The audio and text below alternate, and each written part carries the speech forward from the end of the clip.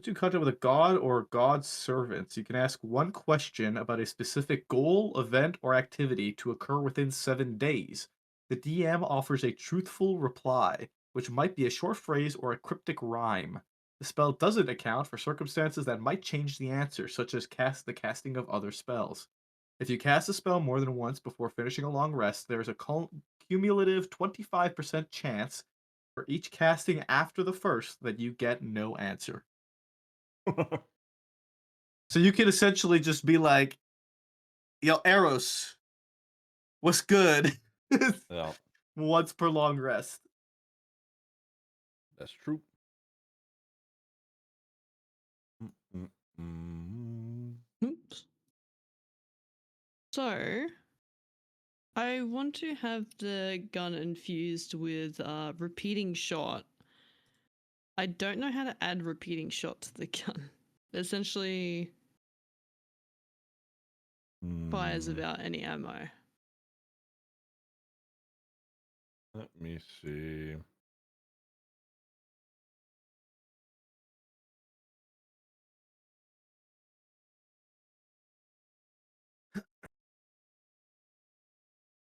So, +1 to attack rolls, ignores loading properties, and magically creates its own ammunition, essentially. Okay.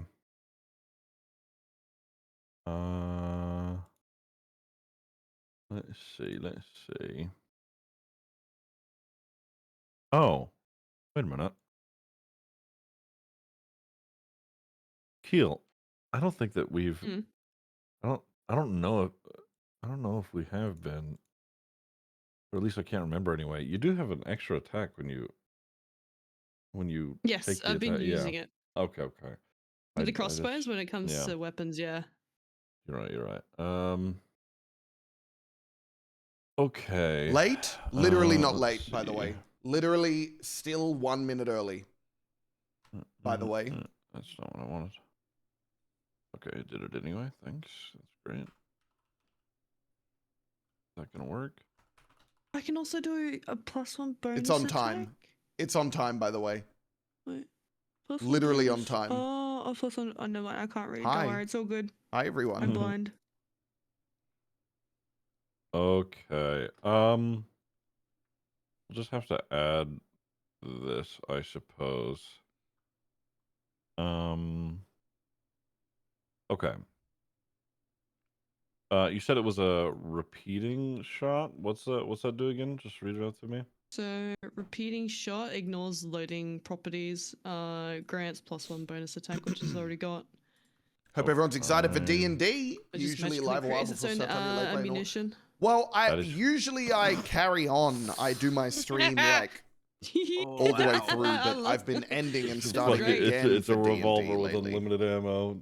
Fuck, that's crazy. But only for Keel, so. Yeah. Dude, fuck my Great. life. All right. Awesome. Okay. Well, honestly, that just makes it easy. We don't have to worry about ammo. All right. Oh, cool. Fuck. Aren't you so happy about that? Yeah.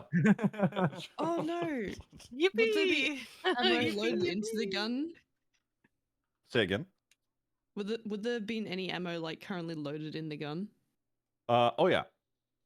Oh, Keel would just unload that and throw it away. Okay, perfect. So there's just little pellets around Delphine's house.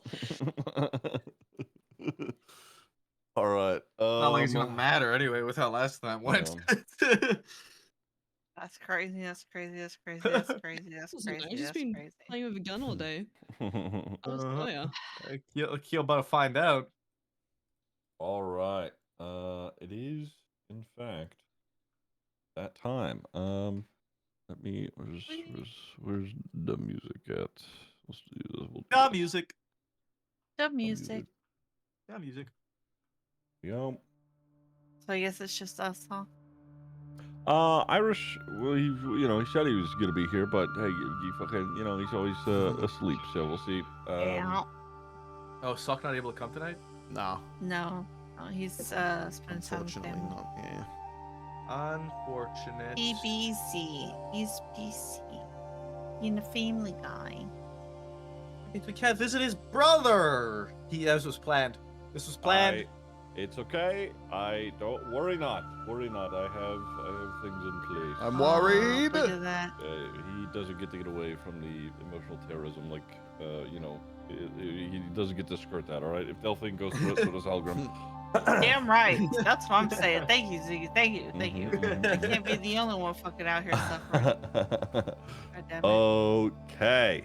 All right. Last session, we picked back up just outside of the hunting town of Milford after the successful capturing of Galdan and the subduing of the Oakbloods. Latimus gives you a long-winded thanks, along with paying everyone 300 gold out of his own personal funds. Bromder asks Aubrey if he could maybe visit his baby mama and daughter and tell them that he's both okay and sorry. He heads off to be escorted back to Hyloraxis, and shortly after, Galdan has some choice words for you all, along with some threats to Halgrim's family. Latimus shuts him up, and he's chained and sent into the magical prisoner's wagon. You discuss what the coming days look like and decide that you do want to go back to Blackstone and help with whatever damages you may have caused. You take a rest through the day in the small evacuated houses in Milford, meaning you'd be traveling through the night. Aubrey sends off a prayer for Bromdar before resting. Halgrim successfully removes the Hag's Eye with a mage hand, learning that he does in fact lose vision within it. However, it does gravitate back to the socket in his head. Along with this, while Halgrim sleeps, well, I suppose this is a thing that only he knows at the moment, but while Halgrim sleeps during the day, Amalia is studying how to disguise herself and how to mimic Etheria's mannerisms. We do a jump cut of a few days of travel to Blackstone through the Grey Valley. On arrival, you are greeted by closed gates and questions by the Iron Vow on what your purpose was in the Mountain City. Satisfying the guards' questions, you are eventually allowed in. Walking through the Ashen Ward up to the Starlit Enclave, you can see that much of the city is still in recovery, even after the 9 or so days you were away from it. Homes and businesses are covered in ash. The roads and alleys have had magma river overflows. Cooled molten rocks gives you some difficult terrain to pass over. Everyone is out on the streets working together to repair and defend against the, what you had heard at this point, rumored elemental attacks that have been taking place throughout the city. It takes you longer than usual to get where most of the drow reside within the mountain city. Once you do, Delphine notices an old familiar grave that hadn't been cleaned off just yet. This belonged to someone by the name of Jehuna, and for whatever reason, this seemed to upset Delphine. After some help with cleaning the gravestone, all of you head back to Delphine's family home.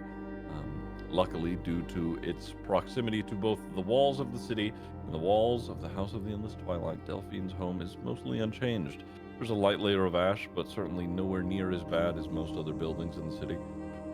You take a moment to rest, set down your traveling gear. Keel decides to rest and tinker with her new gun. Everyone else decides that they're going to go to the glass mine and find Vasmora. As you're about to depart, there is a knock on Delphine's door.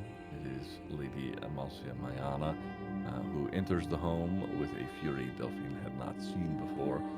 Lady Mayana questions what exactly happened. She tells you that it has been insane here in the city, and that even at her advanced age, she has never seen death on a scale like this. Delphine attempts to explain the situation, but Lady Mayana is far too angry to care about the reasoning.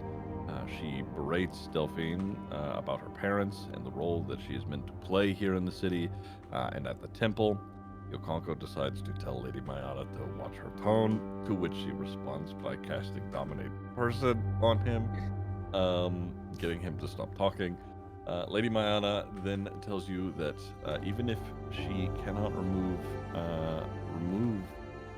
Delphine from her family's home, what she can do is exile her from the House of Endless Twilight, along with the rest of you. Amalcia takes her leave, dropping the spell on Yo. You discuss about what exactly happened. Delphine says that Lady Mayana was looking for a reason to get rid of her for a long time, and now she has that reason. Everyone else comforts our resident cleric before we head out to the glass mine. You head to the mine and find the origin of the massive pillar of smoke seeping out into the sky. It is emanating from the huge tunnel, bored straight down into the earth. Looking for Vasmora, you find a foreman who says that she's been running emergency operations out of Hammer's Keep over the past week or so. Thanking the dwarf, you head exactly there, towards the keep. The closest way down to the Cinder Market was through the Forging Quarter, passing through there, out on the streets, cooking for, the recovery workers and anyone who needed it, was Halgrim's youngest brother, Brom. The two make eye contact, and Brom comes over to meet everyone. Brom seems very excited to see his older brother, but you could tell Halgrim wanted to be anywhere else but in this situation. The young dwarf tells both Halgrim and you all to come visit sometime, but again, Halgrim insists that that both he and you all are busy.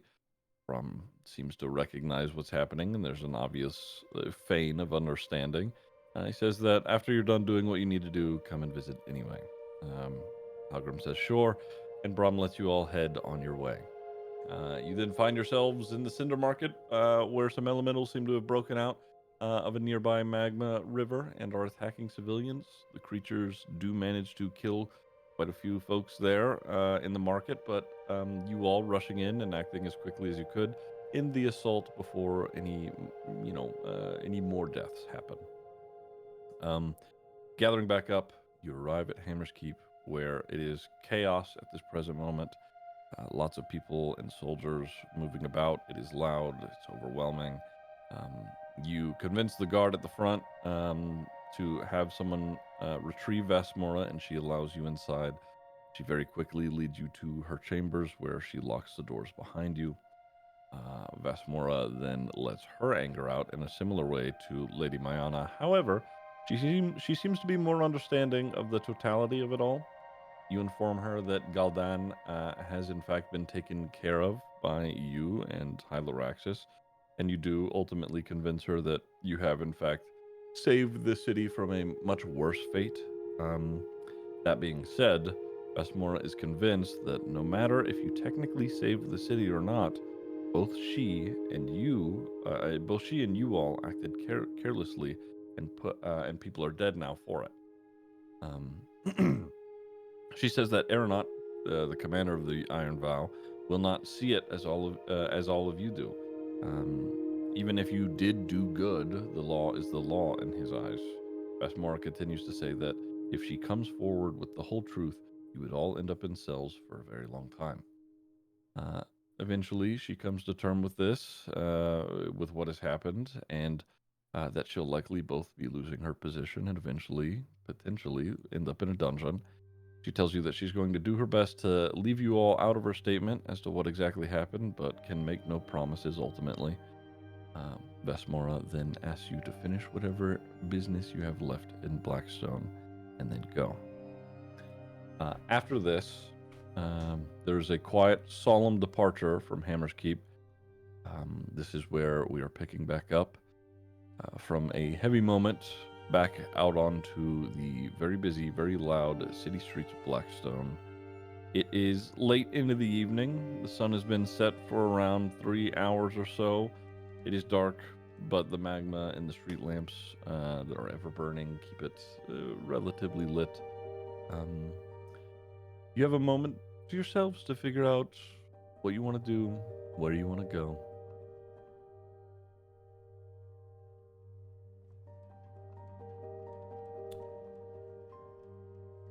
Well, We've just left Hammer's Keep now, right? We're like Correct. outside. Yeah. Oh, do I still have the mind thing so I could talk to them in their heads? Is still a That thing no. we've got? No, that lasts 8 hours. It's been a couple of days for your travel here to Blackstone. Okay. well, I suppose we don't have very much option remaining. Well, I told Bromda I would see his family before we left. That's all We I've got to do. must organize our goodbyes. Yes. Halgrim, don't you have some goodbyes to make? Since Sock is not with us this week, at a later time, we will cut back to a scene where Halgrim potentially goes to visit his family in Blackstone. Likely, well, a good question to ask, I suppose, is: are you guys going to pressure him into going to see his family? Absolutely, Yes. without question. We Okay. can do that if you. I don't really know if I should really go to see them before I go. I don't think that's a good idea, really. What do you think, Floating Head? So we will cut back to, even if you guys do leave Blackstone, we'll do a little rewinded time for him to have that moment. But otherwise, we'll just say that Halgrim is quietly traveling along with you all for the time being. Okay.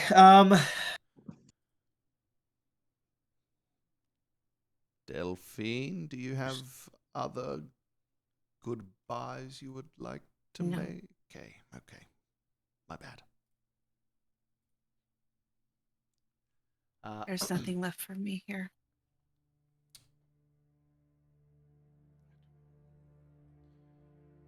We can collect our things from your house and make our way to Bromdar's family before we carry on from Blackstone. Bromda's family who live.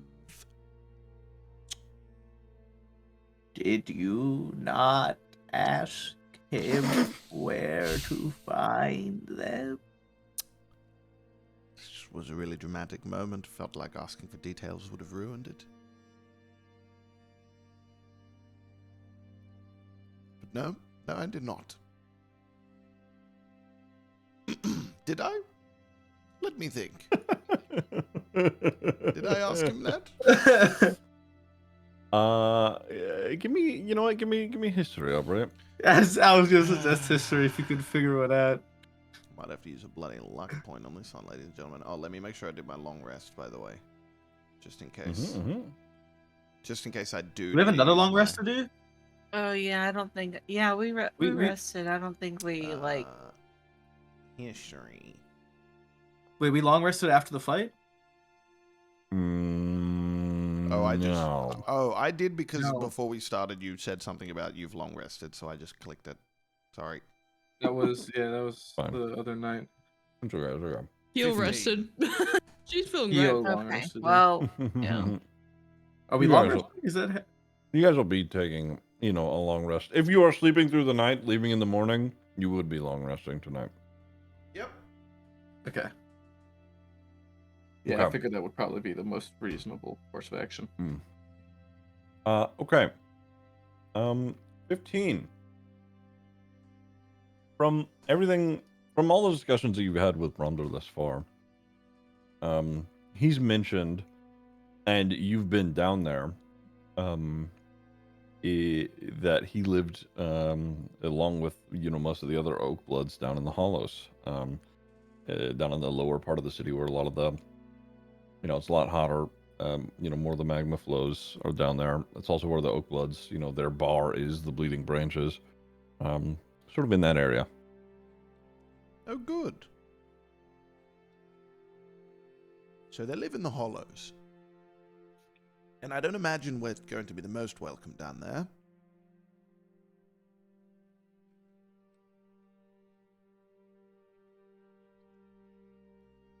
Anyone really good at sneaking? He'll still happily at Delphine's house. I believe C would be the only one, but what can you He do? snuck off again. I'll say C's gone off to retrieve Keel and has elected to direct Keel in your direction and then himself stay at the house.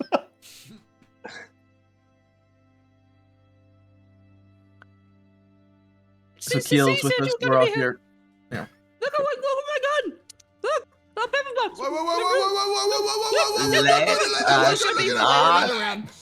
Keel, don't wave your gun all over the place, please. This is. I love it. You can love it without playing with it. Okay. Keel's gonna pat her gun and put it away. Where are we going? We must try and find Brahmdar's family in the hollows. Yes, I don't You've been there. suppose they'll all know who we are or anything, will they? They wouldn't all know. Would they know? So we could just, like, go to the tavern down there. Yes, Oh, we definitely should. We should go right now. oh, you know, Before Brahmdar's we wife? do, Aubrey, what do you intend on speaking to his family about? How we are the reason that he will be spending the rest of his life in prison? Well, I don't suppose I quite know what I'm going to say yet, but he asked me to see her, so it's the least I can do for the man. Just prepare for the difficult question. When will I see him again? Where is he? Is he? We also don't have to okay? provide them those answers. And I don't know will suffice. I was mostly... We don't owe them anything. know about that, but I was mostly going to go with it. I can't tell you all of the information right now, but he asked me to see you type of deal. And he wants you to know that he loves you, and I'm going to do everything I can do to make sure he's okay, and that he can make it back to you, but I can't promise you anything type of deal. Be careful with your phrasing. As if you are not, it will sound like he is in grave danger, which could prove to be problematic. Yo, Congo, I may not be a master smith, but I am, my good sir, a master wordsmith. Please. I've got this. Do not say I didn't tell you. I've got this. Don't worry about it. Then let us make haste to the hollows. Yes, let's do it. Put my Sounds hood good. up and to try to cover my hair a little bit, maybe. Okay. Yeah. Making your way down into the hollows to the lower part of the city. Obviously gets a little warmer. I would say down here in the hollows, it is they already had problems with magma overflow down here. It's rough. It continues to be an issue down here. But moving into this section of the city, obviously, a seedier part of town, given everything that is going on. If who do we think is going to be heading the pack down into the hollows? I'll do it. Keel's gonna be Definitely pretty not happy. Delphine. She's gonna be hopping towards the front. I'll go in front of Gil because I don't trust her wandering. Okay. I'll tell you what. Let's have Aubrey Keel give me perception. I'm like walking faster than I normally would to try to keep up with her. Okay. She's just doing a normal hops. Hang on, perception.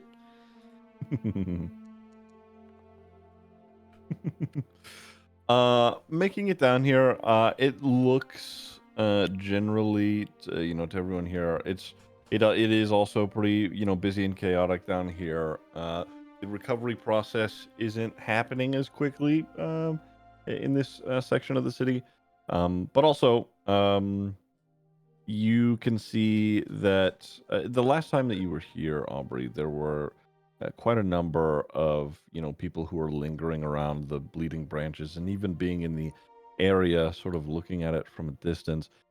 You don't really see as many people outside of the bar.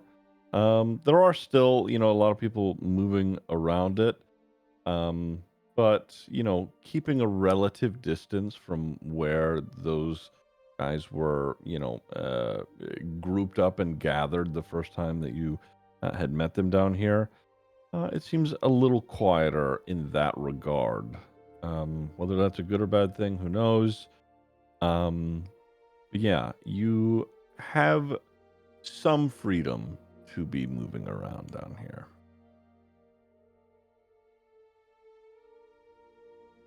Anyone look like a widow? She's not a widow. He's still She might alive. think that she is. You know. he's not dead yet. She hasn't heard from him in a while. She might be assuming the worst. Oh my, it is bad down here. we do have a description of her, right? Goodness. She I don't said know. she was Dude. pretty with the hair that fell on her shoulders like that, and Okay. eyes that shone like. Give me just moving around. Let's do because let's do group stealth and then another perception for Aubrey and Keel. Keel's way too excited about her new toy. She's Don't rocking. worry about picking her Keel feet just shoots her gun off into the sky. Yeah, she accidentally fires it. Okay. Stealth 18, perception 10. Okay.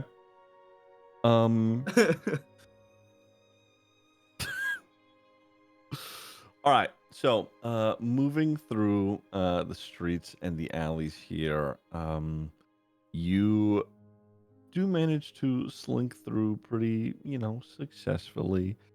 I will say, Keel, as you're moving around, like looking for Samantha, you can see someone who does.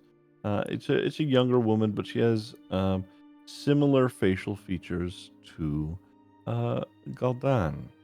She is outside one of the buildings. She's like moving some crates of food around. It looks like she's trying to pack a couple of things up to potentially be maybe moving, or maybe she's just gathering supplies for somebody else. But yeah, it's a younger dwarf woman. She's got like a light red orange hair. So I would say hard to tell maybe from this distance, but maybe a similar eye color to Galdan as well. Wait. Keel's gonna jump up and like grab the back of Aubrey's hood, like kind of just hanging off of the back of his hood. She looks like that. She's gonna let go. Yeah. Oh. Do you think that's him? See how maybe. I don't know. What was that name again? Did you go say hi? What's that name again? Samantha. I'll walk up No. to what You gotta is say hi. she? What is she doing? She's like moving like crates of food around. I'll walk over and I'll do that thing where she's about to pick up a crate, but she doesn't see me. I'm behind the crate and I pick it up instead and I help her move it to where she wants it to go. You know what I mean? She looks up at you. She's like, cocks up around. She's, all right, thanks. You wouldn't be Samantha, would you? She she takes a step back and she's, who's asking? Hello, I'm Aubrey. I have been sent to find Samantha with a message from Gul'dan. If you are not her, could you kindly point me in her direction? Oh, I see. You're one of my father's lackeys, is that it? A friend, I think. Right. Yokako looks really confused. Mm-hmm. What's a friend of my father want with me? What do you want? You know, he could just get a hold Oh of me wait, himself, Samantha's you his know? daughter, not his wife. Yeah, we're talking we're from That's Bromdar. Bromdar's You said- daughter or wife. Gul'dan's Bromder's daughter. wife, Gul'dan's daughter, yeah. Wait, oh my god! Yeah, you Did I said a mix up friend the of name? Gul'dan. Yokako's gonna step up. Did I say Gul'dan instead of Bromda? I Yes, meant to say yes. Bromda. That was a... Friend. I meant... Hey. Yokako's gonna step up. Fuck. Excuse our nitwitted I've friend. said the wrong He name. meant Bromdar, I meant not Bromdar. Gul'dan. Mm-hmm. What he said, sorry. What was that about being a word? Just starting now. Right. Right. Okay, so not my father, my... Your husband. Right. Yes. Former husband. Oh. Sorry. Well, She sort of like scans you guys. She's... You're not the... I can't imagine you'd be working for my father. You're not the usual look, to be honest. no, we're not. We met through unusual circumstances.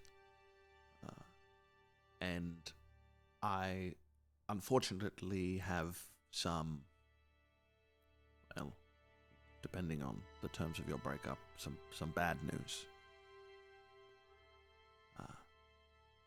He's not going to be home for some time. He's not in danger. But nor is life necessarily swell.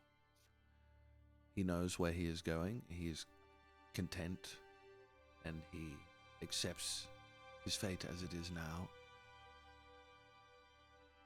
He cares a lot about you.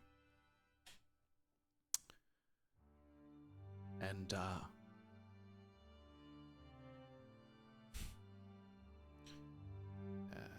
last time I saw him, his thoughts were only with you.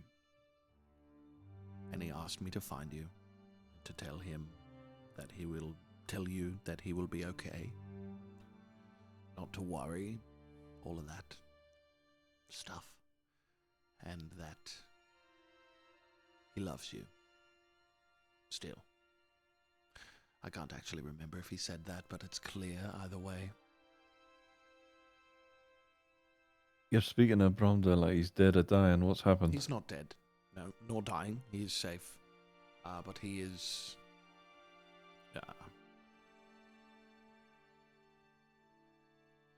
stuck somewhere. I can't give you all the information. But I can tell you that I swore to him,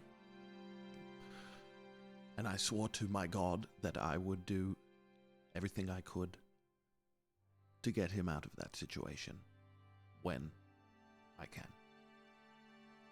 So I hope he will not be there forever.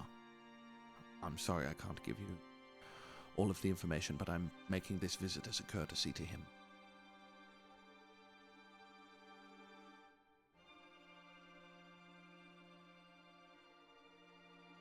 Right. Okay. Where where exactly is he stuck? Could I visit him? I don't think that'll be possible right now. And I don't know if I can give you any more information right now. I imagine eventually things will become more public, but right now that is all I can tell you. I'm sorry. And I promise if I learn anything more, I will seek you out here once again.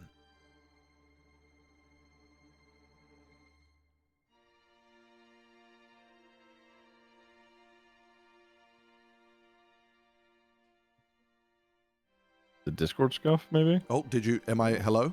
Oh, there we go. Discord Hi. scuff for I a second. did- There. there we What the go. hell? I did a little speech. I'm not the only one. It's okay. No, I no, heard- I heard the speech. I heard the speech. I said Okay. could give me persuasion. All Oh, right. yeah. Mm-hmm.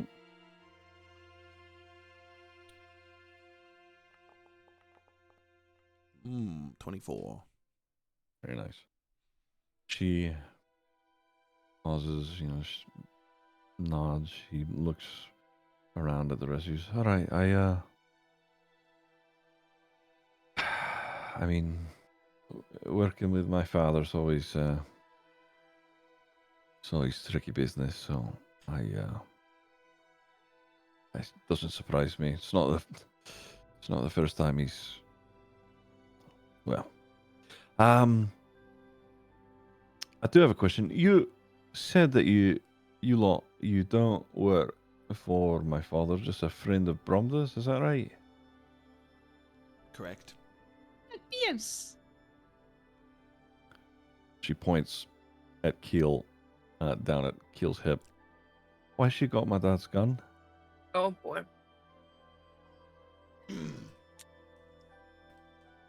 Well, he let me keep it. He said, you know what? I can make these like really cool things, and I made him one of these. And she's gonna pull out like a little kind of like trinket that's like a little wind up duck, and she's Mhm. gonna place it on the floor, wind it up, and let it go. And it's gonna walk for a little bit, and then kind of like have a small explosion, create a little dim light. You fucking flashbanging her right now. She looks at it. Give me deception, Keel. Oh,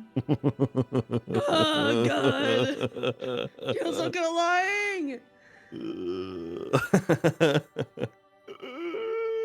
Kill's gonna smile and start like take a step away. There's a pause, and she.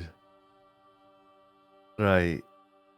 So, my father has given you his favorite new toy over the past century or so for a duck.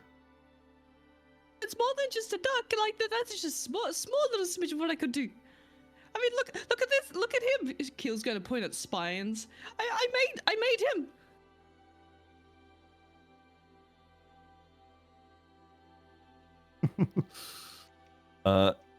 There is a silent recognition that you can read on her face, and she's okay.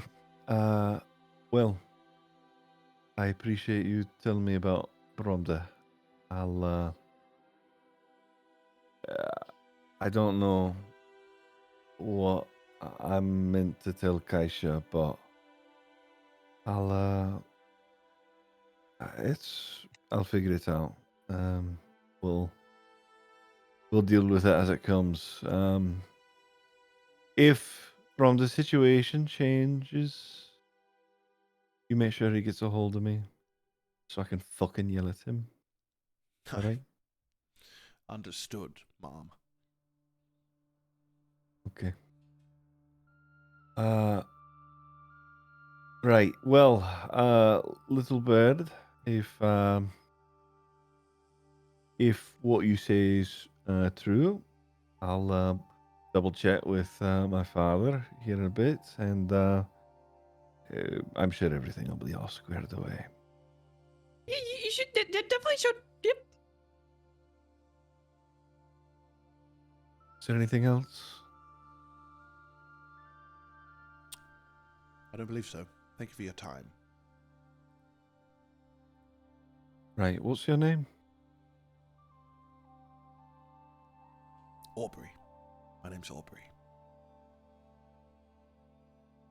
And what about you, little bird? My name is Leek. Give me deception, Keel. Jill is sweating right now. Her eyes are like pinpointed.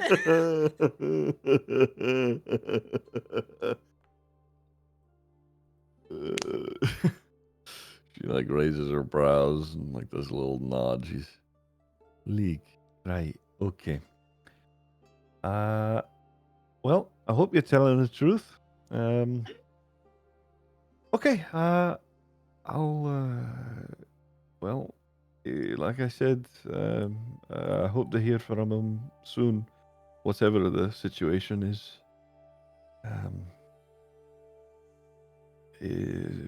Be careful out here. It's dangerous. And you. She nods and continues to, move some things around. It looks like she's stockpiling for either herself or someone nearby. Yeah, you have a moment. I told you I was. She get going and I'm never coming back. Well, if I manage to change his fate, then I suppose I will come back.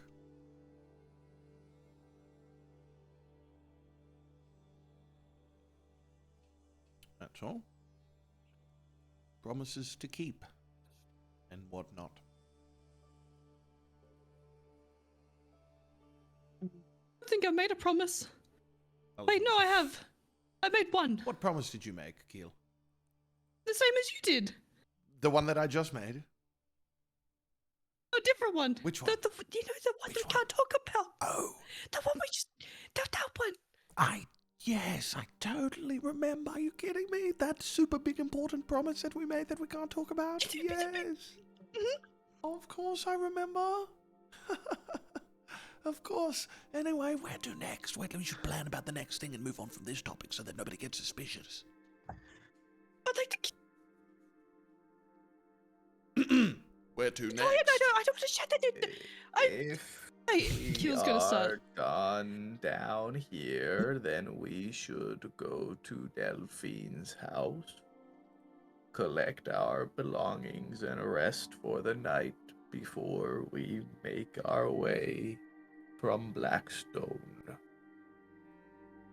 Good idea. I think we should go right now. Yes. Let us go then. As you are departing, you can see Samantha, she wraps up what she's doing, and as you make your way, off the street and, continuing to eventually leave the Hollows, you can see that, she's watching you guys leave and is also just distantly walking in the direction of the bar. Okay. We are headed to Delphine's house, yes? Yeah. Keel is got a brisk hop on towards the house.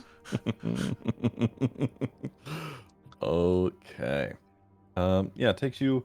I mean, at this point, we are. The city is quieting down. I mean, it's a city that there are going to be people who are up all hours of the night, but it is like the dead of night by the time you end up back at the Enclave. We're talking like 1 a.m. here.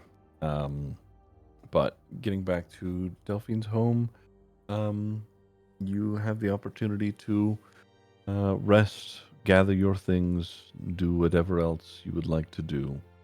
I will give you this time.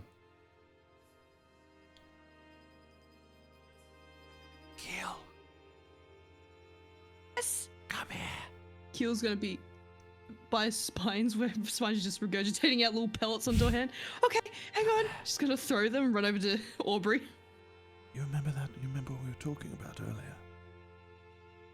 And what? We were talking about a lot of things earlier. Remember that promise that we both made that we can't talk Yeah. about?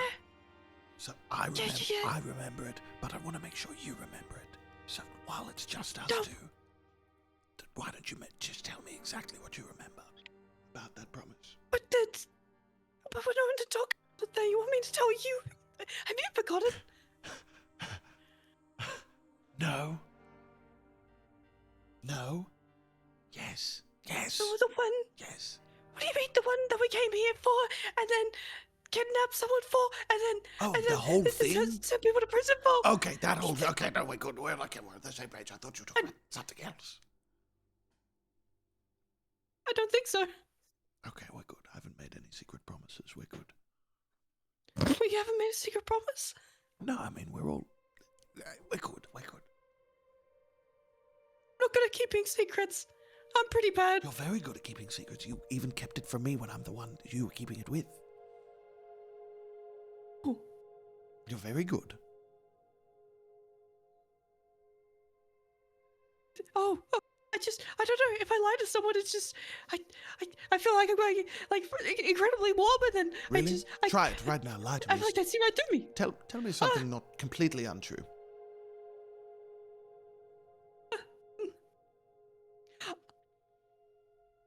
Oh, I know how these work. And Keel's going to pull out some gold.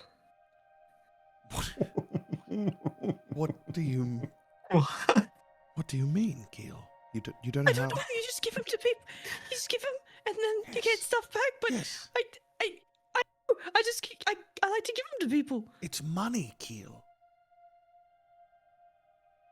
You know what money is? Keel's going to have a blank look on her face.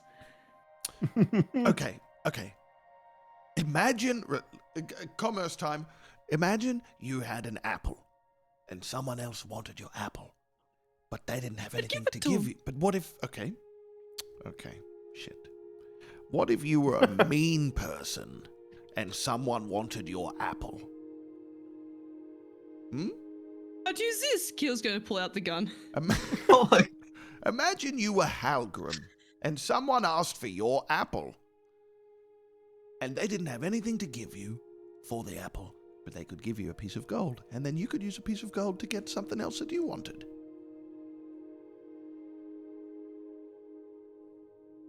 Hmm? Seemed like a good idea. I wouldn't agree to that. No, that's far too I'd much want for an milk if I apple. was Halgrim. Far too much for an apple. It's a good deal if you're Halgrim. Anyway, it's not important. Okay, we'll work on the lying thing as we go, okay? Because lying's bad unless you're lying to a bad guy. Then it's good. Oh, Mm-hmm. It's complicated. Grays. Nothing's black and white. yeah, I'm not good at this stuff. Me neither. To be honest. Just pretend. Oh, I'm Okay. trying. Keel's going to hand Aubrey a gold coin. Thank you, Keel. That's very kind of you. You're welcome. I have a lot more. Oh, good. You know, this is really easy to get. Mm-hmm. I do know. It is easy to get, actually. If you just have some, it makes more. That doesn't make sense. Keel's going to hop back over to Spines.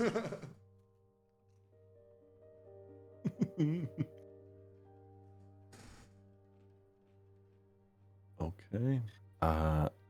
Well, back here at Delphine's house, it is quiet out in the city, quiet here in the home. Is anybody doing anything overnight? Long rest. Sleeping.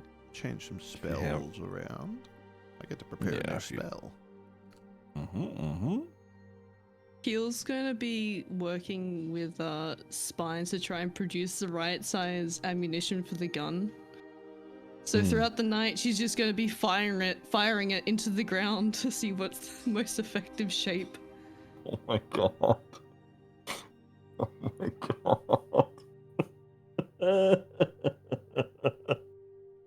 Is she trying to aim? Is she aim training with her gun right now? Is that what I just heard? Yeah. There's just a gun going off next to the church in the middle of the night. Okay. I would say if that's what you're doing, at some point, Keel, overnight, there would be like like a knock on the door, like banging on the door. You could hear like outside, is it, what's going on in there? Sounds like a few guardsmen have arrived.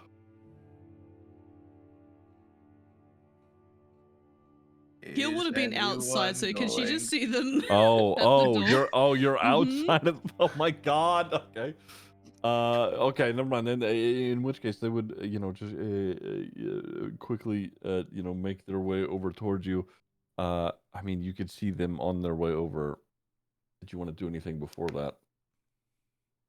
She's gonna like kind of wave to him. She's not realized how much noise she's creating, so she's got like this like happy like welcoming wave. She's like, A couple of guardsmen, they run over. They've got like weapons drawn. What are you doing? I was just practicing. Practicing what? What is that? I don't know. I'm trying to figure that one out actually. What's Ears making a are ringing. lot I of... can't hear very well. Yeah, right, it's making a lot of fucking noise. It's the middle of the night. Keel's gonna like look up. I didn't think of that. I slept during the day actually. He had a really good nap. Right. Yeah, I mean... Should I stop? They look at each other, and they sort of both at the same time say to each other, nodding, "Night owl."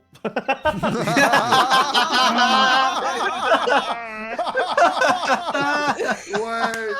Oh, that was good. fucking. That was so Oh. good.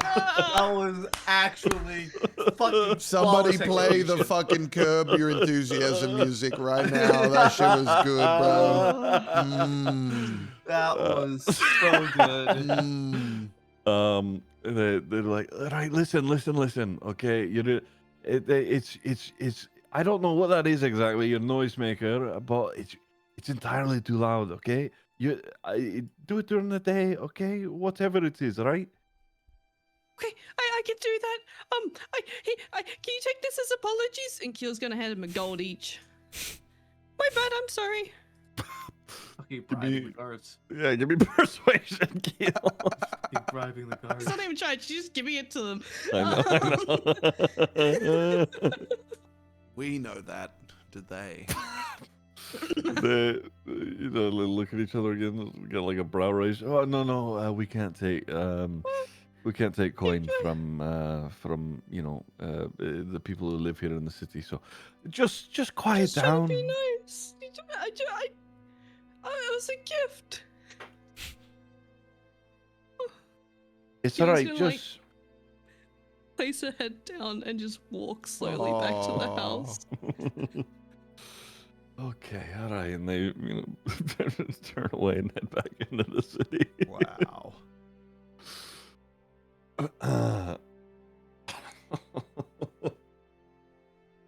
Is anybody else doing anything overnight? Delphine's gonna spend her evenings sitting on the Mhm. roof of her home, looking up at the sky above the temple. Hmm. It is a mix of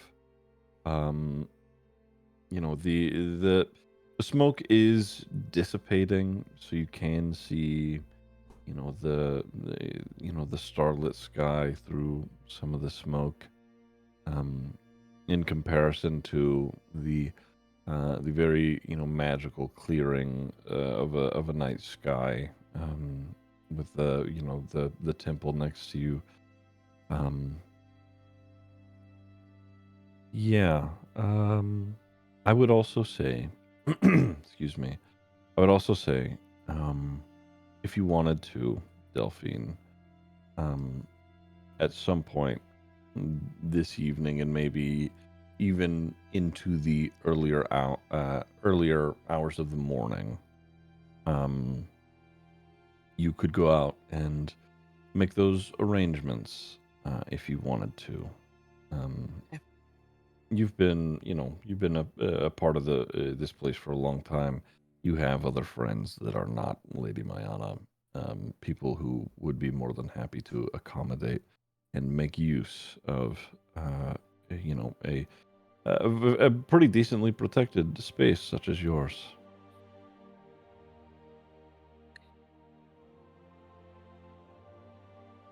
Okay.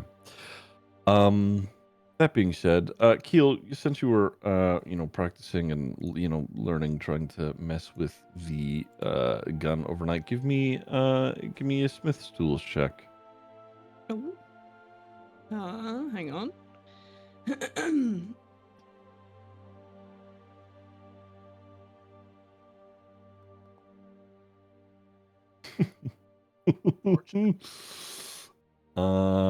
If I'm not mistaken, that is technically supposed to be, instead of the +6, it is a +3 because of a feature you have. I want to say. Wait, is she I read it earlier. Throw, is she? No. Okay. Don't worry, we got mending. It's fine. Keel's got this. Yeah, there you go. Yeah, I would say, not just yet do you have the exact, formula for the ammunition that you need, necessarily. The gun does work, but it's, not as well as you would like it to, at least not at this moment. Okay. All right. Anything else for anyone? Going once, going twice. All for me. All right. We will long rest into our 1.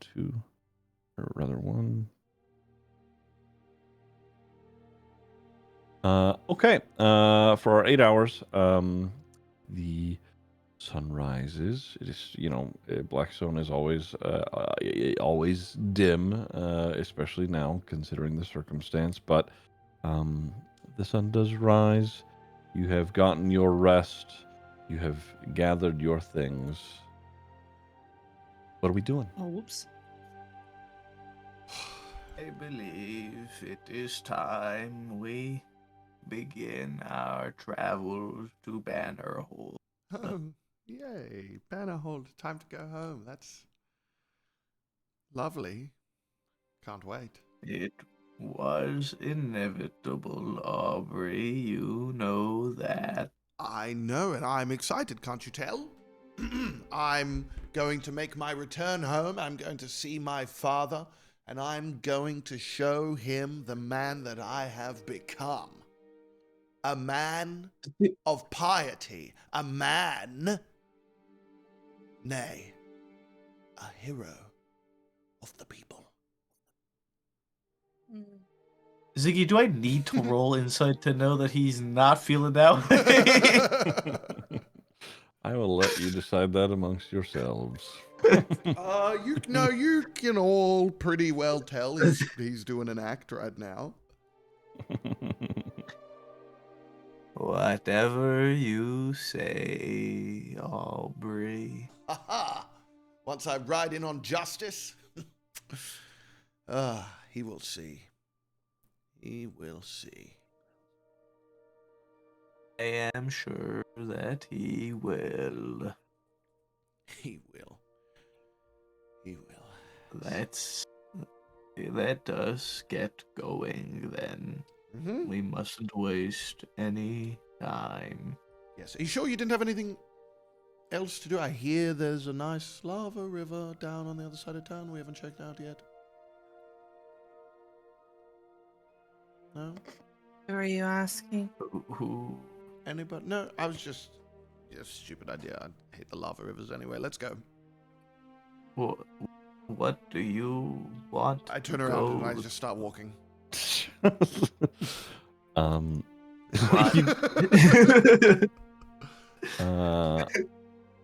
Leaving Delphine's house. As you gather your things and head out the front door, just outside there is a small gathering of drow men and women who they appear to also be some acolytes potentially at the temple. They have been gathering and piling some materials outside of Delphine's house here. And, as you exit, they seem to sort of be, have been waiting and expecting your presence. Having the things that you do have in hand and walking out the front door, the things that they have, stocked and piled up, they begin to pick back up and walk toward Delphine's front door.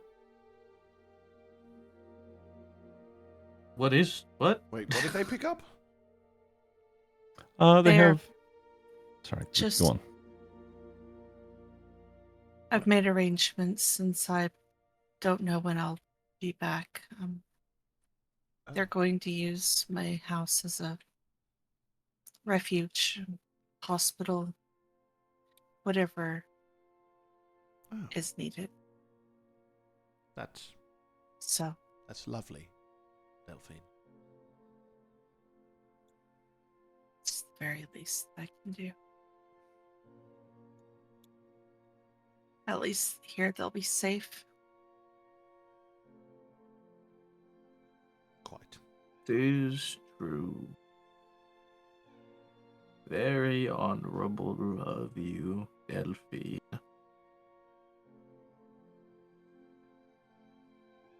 Yeah.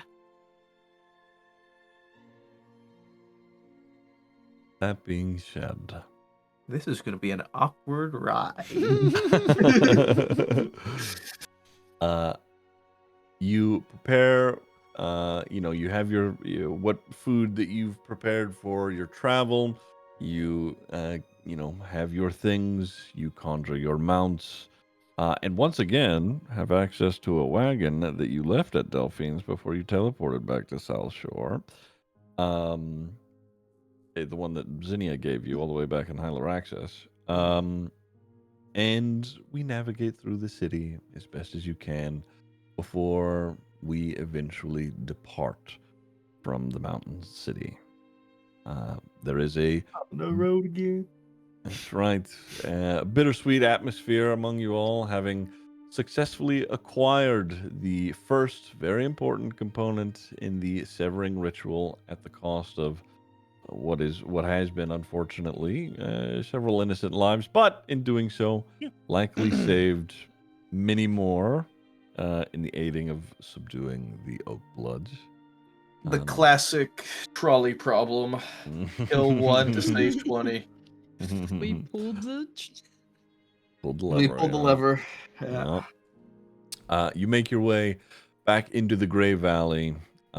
You travel between the Flaming Teeth for a few days. We're doing, once again, a small jump cut. Oh my god. So you don't have to rehash fighting through the Gray Valley. Let me... I'm over here. getting scared. Montage. It's right. Traveling montage up until the point you've been to somewhere you haven't traveled Whee! yet. As the day, you eventually reach Grimecall Garrison, which you have, been before. As the days move forward and you begin your journey east, let me change the visuals quickly. You see on the horizon massive storm clouds, likely to be upon you in the next, we'll say, day or so. Yeah. We'll do this. Okay, let me move over here. I'll do this for a second. There we go. Right. Passing the garrison, you officially begin your journey east. The most traveled path laid out before you leads along the southern Oceanside Road. This area is regularly busy. Do this is regularly busy, as many laborers tote their carts either in the direction of Blackstone or normally continue onward to High Laraxis. I also need to change one of these really quick. Yes, here we go. Hopefully this works. Does that work for you guys? Okay. Yep. However, throughout this day, you find most people are staying off the road as it has in fact begun to rain. And frankly, by rain, I mean pour. The raindrops are thick, and every passing moment, you are struck with what feels like hundreds of these little pellets. The wind is picking up, making the rain come at you sideways, and eventually the trees begin to sway to a point where you think they may snap. Um, it is now storming with lightning striking in the distance. It is loud. It is wet. It is dim, bordering on dark. Um, and at some point, when you're riding along, if you are mounted and not in the wagon itself, it becomes difficult to stay atop your mounts. The road becomes muddied and uneven as the moisture seeps into the ground. You've been, as the storm has begun, you've been traveling like this for the better part of a couple of hours at this point. We will do this. Great Uh, night. who would say who do we think is going to be driving the wagon? Not me. I'm on justice. It will be this time. Okay. You do this. I think that'll be better. Give me perception, yo. Perceiving. Oh, it teetered. It teetered. It is. I can't see shit in this rain. No, it is. It is rather rough out here. The wind is blowing. There's like a faint fog that is rolling in. Hard to know where you're going. You're sort of just like following what you can make out to be the road. Aubrey, you're on your own horse. Give me perception. All right.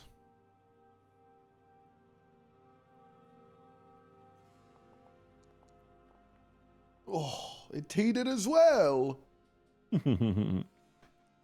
Aubrey, through the rain, you can kind of see, since you are, I would say either riding alongside or a little bit further ahead of the wagon, you notice in the distance some faint lantern lights and some vague structures that appear near the coastline. I'm gonna hold up my hand to like stop our caravan and just see if I can take one person, get Delphine, and be like, and take her, and we're gonna see if we can get an eye, if she'll come with me on what this is, and if we don't want to worry about it, we're gonna ignore it, and if we are concerned about it, we'll deal with it. Delphine. Okay. Will you come with me and check this thing out? I see some lights over here. Where? Look, through there. Do you see that? Looks like some buildings by the coast. Delphine, you can make perception with advantage since he's helping point it out. Okay.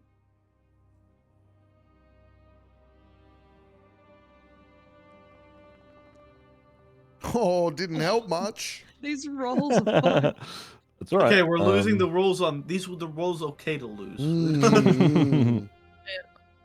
As you continue to get a little bit of a closer look, you follow along the road just a bit. You could see that the road is running through what appears to be a coastal settlement. It is much larger than, let's say, a place like South Shore. Delphine, you can make out that it even has its own small harbor.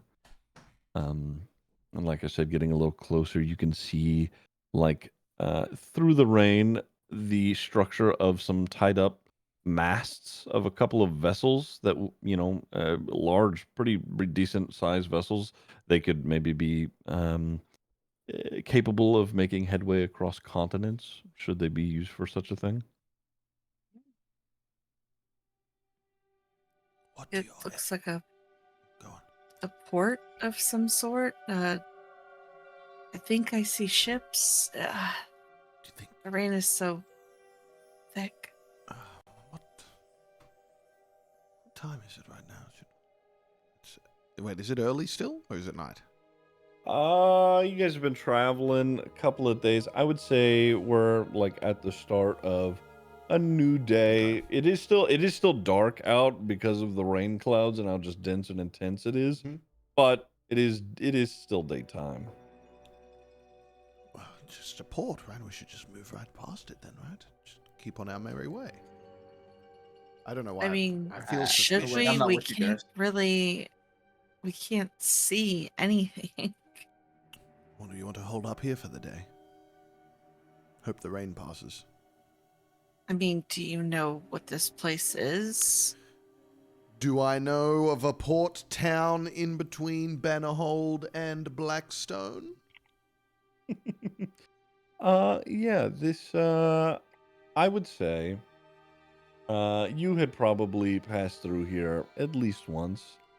And continuing on your approach on the road, this is a place that has been called the Bell Coast. Um, like I said, along with Aubrey recognizing this and continuing down the road, there is a very old sign that has the typical, wear and tear of, wind and water spray that reads, "Welcome to the Bell Coast." Foolish of me. It's the Bell Coast. I've come through here before. We've come through here on patrols, and, well, I usually don't stay very long because it's not really up to my standards, but the people here are,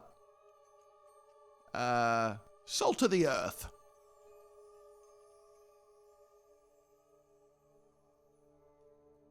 You don't know anybody here, do you? No, I don't. They were all very scary and very mean-looking when I came through. Okay. But mean-looking in that, ooh, I'm a fisherman kind of way, you know? They look rough. Oh, then. yes. Oh, yes. But it's a friendly enough place. I think I made up just now, hoping it's true. Looking beyond the sign, you can see something much more eye-catching. Aubrey, I mean, you would have seen this on your travels. Conco, give me history really quick. I'll describe this, and then we'll see how it goes. The eastern waters of the shore is much darker than it was near South Shore. Along with that, just about a quarter mile offshore, the water actively descends into a massive white-watered, violently rapid whirlpool that goes straight down into the ocean. The whirlpool seems to have shaped the shoreline to accommodate its ever-flowing current. Yokonko, a 10. You at least know what this part of the ocean is called, Yokonko. You know that it is fairly dangerous. You've heard it, be said to you by sailors. This whirlpool has been referred to as the Maw. The Maw. That's such a cool name for like a water passage, dude. Toy Story. Monka W. Okay. I will sort of show you here, just so you have a reference on the map here. The map. You can see it here. Okay. There we go. Oh my god. Damn, this is new. Wait, this Yeah, is I've newer changed. even than the last one, right? Oh, Yes, it is. This It looks is. even newer It's than the new beautiful. one. Oh, Yes. it's It's so high beautiful. quality. Yeah, I dude. can Yeah. see the leaves Beautiful. on the trees. Look how far in I can Yes. zoom. Yes. It's my beautiful. goodness. And we still have Keel's picture in the top left corner. That's right. That's right. Hell Oh yeah. my god, wait until I make some shit up about Whitehaven Ruin, bro. You're gonna hate me. This is gonna be good. What the fuck is Whitehaven Ruin? I don't know, but I'm gonna Yeah. make up some bullshit about it. Oh, right there. Oh, the stories from when I was a child. Let me tell you. Okay, we'll pull this back over here. There we go. Okay. Right, yeah. Yo, you've certainly heard of this area being a dangerous part of the sea, and at the very least, Aubrey. I mean, they call this town the Bell Coast because it, the land shape that the maw has made around itself is in the shape of a bell. I'm moving with the idea Okay. that Aubrey, this place is so shitty that Aubrey always moved through it so quickly that he's got no idea if anyone in here is friendly. He's just Perfect. He's just fucking saying shit. Okay. A question. Mhm. This is kind of like parallel to where Keel's from. Would she have been brought to the main island through this port or through a different one? I believe what we had established was that, you know what? She certainly could have been.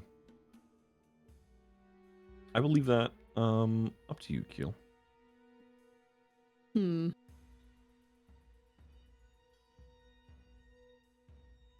reckon it would have made more sense for her to come through the western side, where she ended up to begin with. You guys started here at the Royal. Oh wait, hold on. You guys aren't on the map. Hold on. Let me pull back over here. You guys started here at the Royal Thicket. I think the initial idea is that she was dropped off maybe somewhere over here, but you are free to change things up because I don't know if we've properly established where exactly Keel was dropped. No, I don't think so. I think it makes sense up here. Mhm. She's pretty Okay. useless with directions, so I feel like that she wouldn't even know if she was here at any point. Okay. All right. Let me pull this back over here then. Okie doke. Right. Continuing down on the road itself. Let me do this. You get a clearer look at the town itself. The buildings are made with like pale stone bases, and they have dark wooden beams to reinforce them. Potentially due to the frequent strong winds here on the coastline. They have long arched roofs, dark tiling, along with chimneys adorned in almost every one of these structures. Inside most homes are, they're warmly lit in contrast to the cold, dark, blue of the surrounding environment, especially here in the rain. This place certainly has many more people either visiting or living here. A rough estimate could be that around 800 to 1,000 residents, based on the size or the amount of buildings here. The streets are made of a slick cobbled stone covered in varying layers of moss that, the stone roads eventually lead into the harbor itself. The air is abrim with salt and the stench of dead fish. Aubrey, being correct in his knowledge of it being a fishing town. Yeah, as you arrive, continuing to follow the road in town, you see The first person you see, there's a middle-aged human man. He's got like dirty blonde hair with like grayed sides. It's like a a semi-scraggly beard. He's wearing like tiny reading glasses, broad shoulders. On his hip is a sheathed scimitar. He is braving the weather with a candle lantern to see through, the dim dark out here. He appears to have been moving some barrels outside under an overhang in the building he was just in.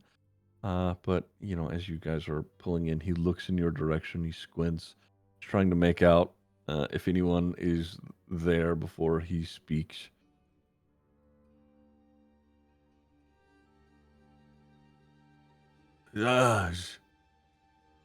Someone there?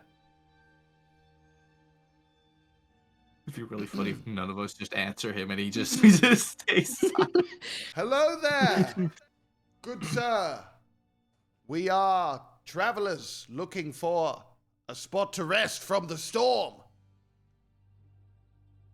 All right. Where do you lot headed? Bannerhold!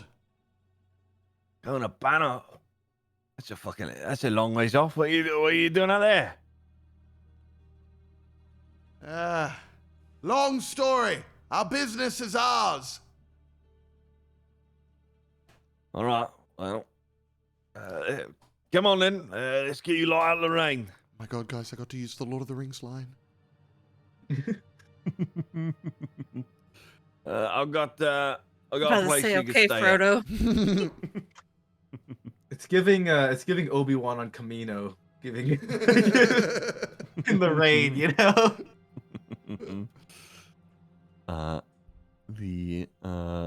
The man, he with his lantern, he walks along in the rain with you. Just have your horses in the wagon, stay alongside here. There's a tavern just up the road. We'll get you something to drink, something to eat, huh? Thank you, sir. Oh, yeah, please. What's the name of this establishment? It's the Salt Knot. What did he say? The Salt Knock?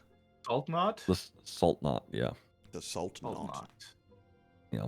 What do I even put this under? This is a location. We'll have our wagons hitched up. Thank you, good sir. Yeah, all right. Knot, like nautical mile, Knot. Yeah. Yeah, he brings you to a tavern that does, in fact, have a sign out front that reads just that. Entering inside, there's actually, it's much drier in here, much warmer. There is a fair amount of people in here drinking. It's a beach town after all, so there are plenty of folks in here. It's a bit dingy inside, and initially when you walk through the door, it smells like wet dog. But the scent of like stews and cooked meats takes over as you continue inward. And the fella, he waves at the barkeeper, who's a older like human woman, gray hair. And she calls out, just take a seat anywhere. Don't worry about the drying. I'll do it later. Take a sit Sort of down. Motion you guys over to a booth. Yeah, Benno, let's where you coming from? Oh, how long you got? Well, I mean, seeing as we ain't doing a whole lot today, it's not gonna be too much, if I'm honest. So We've been on the road for some time. We're coming from Hyloraxis. fuck off. You're going from Hyler Axis all the way to Bannerhold. You mad? Maybe that's what It's we've not been that told. far. No, that's really fucking far. Is only just across the entirety of the continent, Keel. It is quite okay. far. What is your name, good sir? Oh, sorry. The politeness thing is lost on me. I'm Devin Ashcroft. I'm I'm Ashcroft? Ashcroft, yeah. I work here in Belcoast. So I do. I manage some of the fishing vessels outside.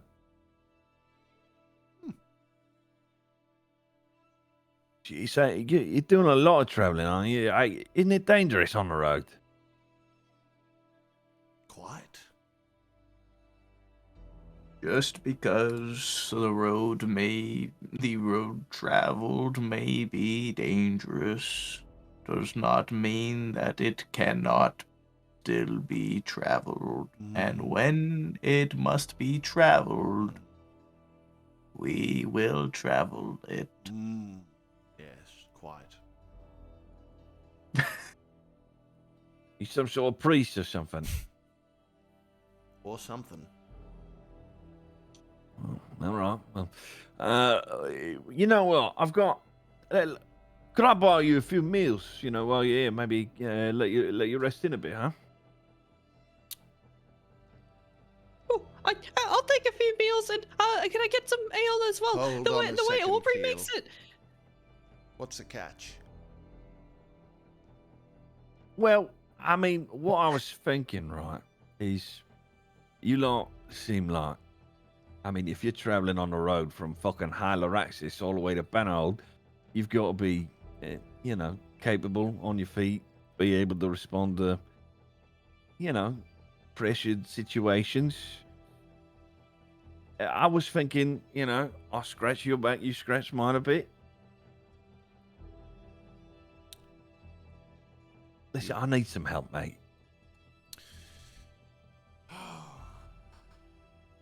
With what? Well, just hold on. He's not straight to business. Let me mirror, and he turns around. Give me 5 meals or so. Bring us some ale. He's, all right. I don't want to, you know, straight into it. Listen, don't get me wrong. We're doing all right here in the Bell Coast, right? You know, I've got people I can talk to try and figure things out. But the problem is nobody can figure it out. So maybe some, what's the phrase? The more heads, the better. One. All right. What? Yes, you've got one. He's got one. She's got one. He's got one. So you know, we got lots of heads here trying to figure it out now. Well, if we're going to share a Listen- meal together, Perhaps we can all put our heads together.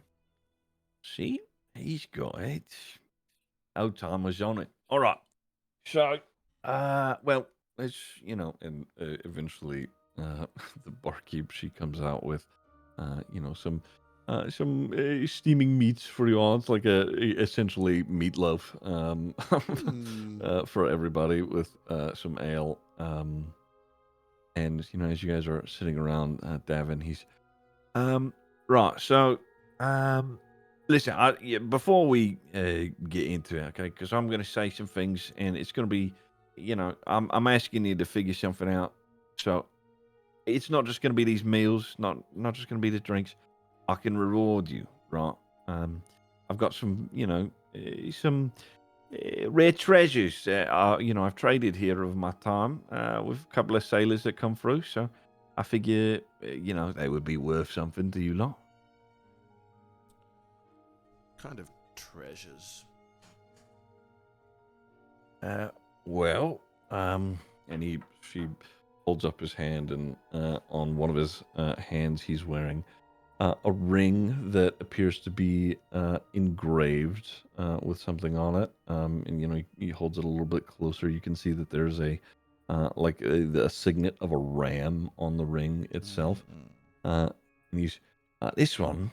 I find, you know, I've not had much use for it, but with the fellow who traded it to me, he was, I mean, to be honest, I think he might have been a pirate, but anyway, he showed it to me one time. He was down on the beach, and he set up like a wooden crate, a pallet, and he pointed the ring at it, and a fucking ram came straight out of it, busted through the pallet. It was incredible. I've never seen anything like it. So, I've got this, and then I've got He pulls out a small bag, and opens it up, and it appears to be just 5 marbles.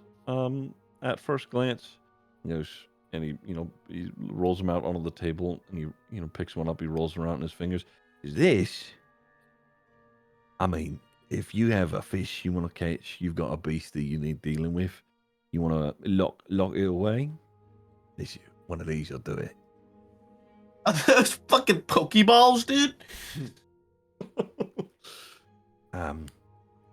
Right, and then if we could really solve this problem, he grabs the scimitar on his waist and he unsheathes it a bit.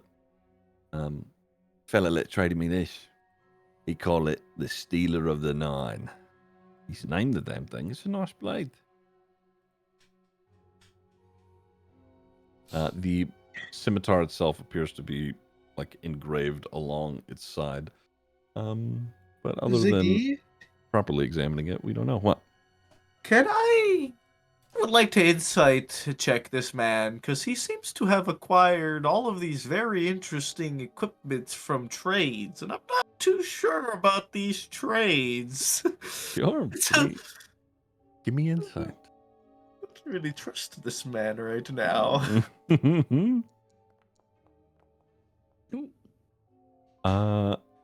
He appears to be he appears to be very confident in what he is saying. Looking around, like comparing him to the other people here in the tavern, he appears to be of someone of like relative import here.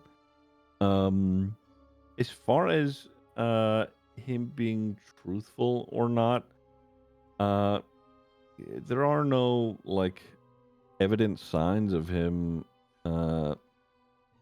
like trying to screw you around, at least not at this very moment for certain. Okay.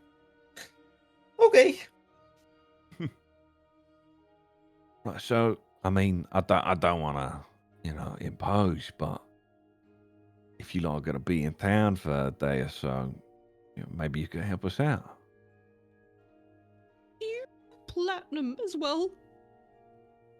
You think I've seen platinum, don't get me wrong, but I've not had any myself.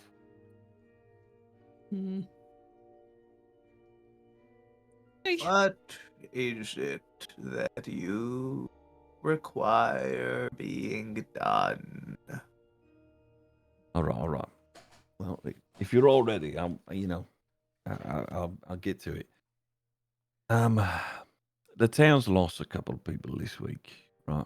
It's been a mix of some civilians and fishermen. They've had to physically Sorry.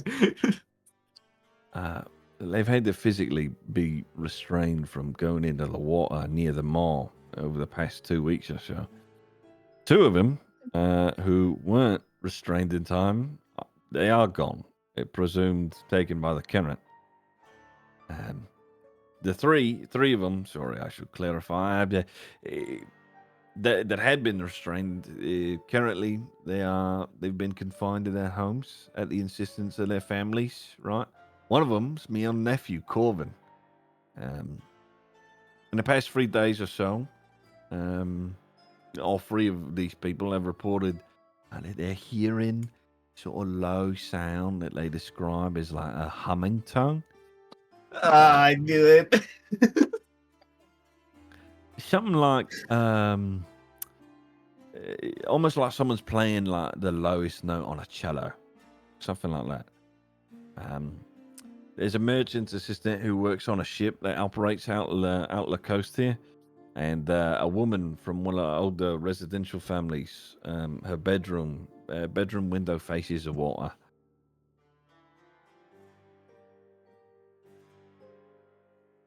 We don't know why exactly that this has been happening, but we are doing our best to figure it out. What I was doing, right, was I was coming to set a couple of things down here before I was heading to my nephew, right? So maybe you could talk to these folks. Maybe you could ask around town if someone else has got anything else that could help.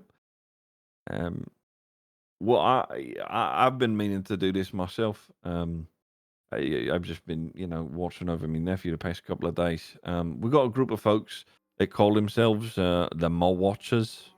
They're a bunch of scholars. They're stationed just down on the headlands near the waterline. It's a bunch of odd bunch, but it's okay. They're here to study it. Otherwise, if you speak to Mira here at the bar, she's told me that a couple of regulars that are usually here, they ain't been coming in as often or at all, really. And she doesn't know where they've gone. Just a couple of strings to pull, I think. These people, they are just getting the urge to walk into the current at the moor. Yeah, that's a problem, isn't it? Ziggy, with Yo's experiences on the shores of Nettleguard's Haven and whatnot, would he potentially maybe have any ideas as to any creatures that could have this sort of effect on people? Give me either history or nature, yo. It's a +0 anyway, so that's a 13. On a 13, what exactly it is, what the exact things it is capable of, you are not sure, but there are certainly things that exist typically deep beneath the ocean that, there are ancient stories that you have heard on your islands of creatures like this drawing people into the sea.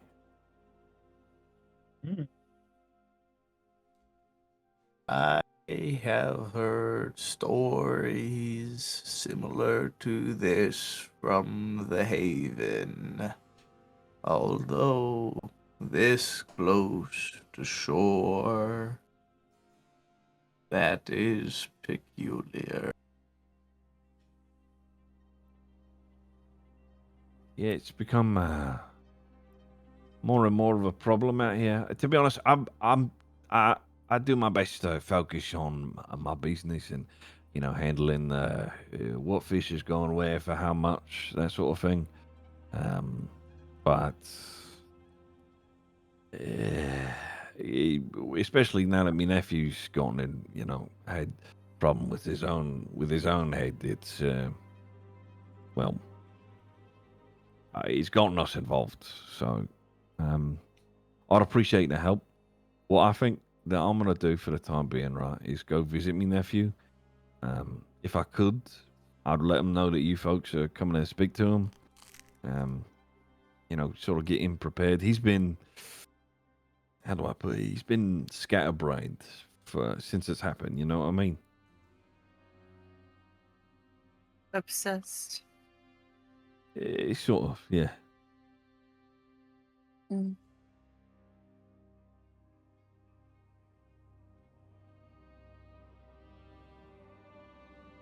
We will need to discuss amongst each other before we commit to any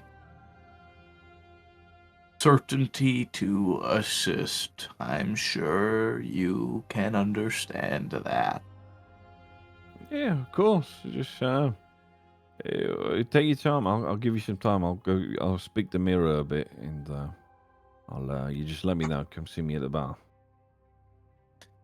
Very well. Thank you, Devon. He heads up to the bar. Go speak with the older woman. This is peculiar. And can Sorry. be something foul at play. I am uncertain as to exactly what it may be that is causing this, but as I said, I have heard stories from sailors about similar occurrences, but at much, much greater depths. This could potentially be very dangerous for us. Yes, well, the man has come to us in his moment of need, hasn't he? Indeed, he has, Aubrey. I vote that we help him. As do I.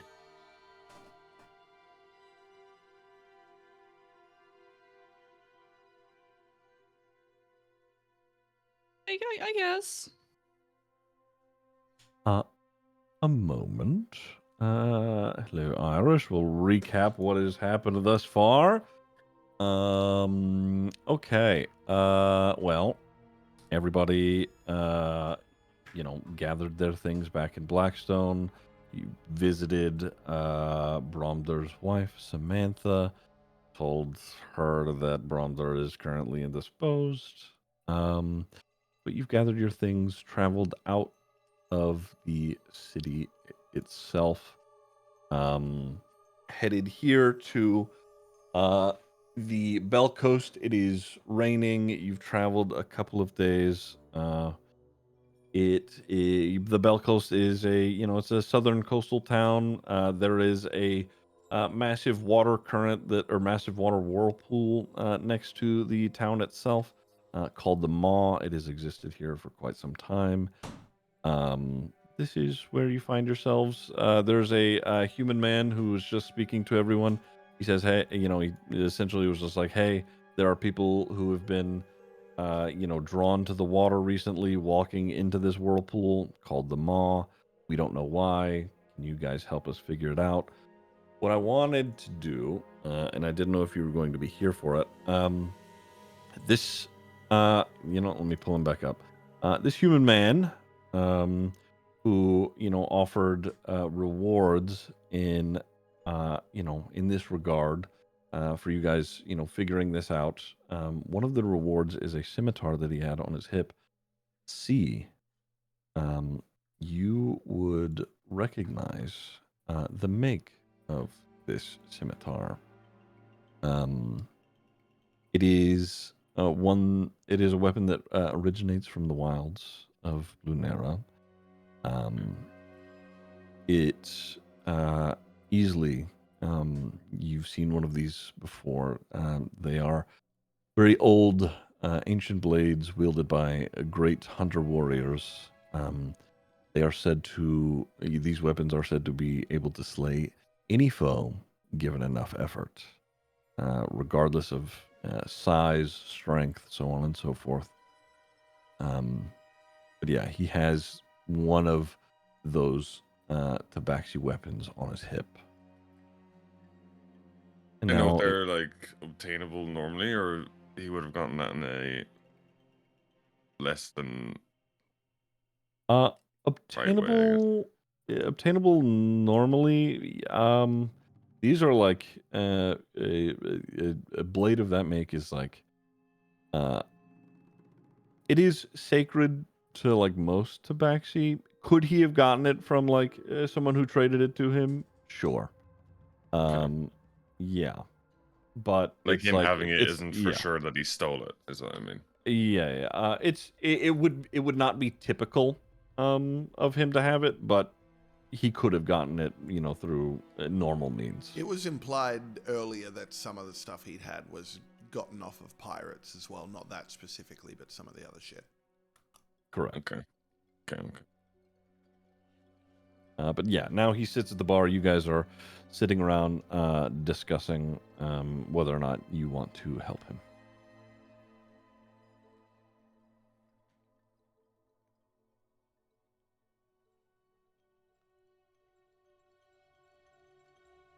Delphine and C, do you agree with helping? Don't care one way or the other.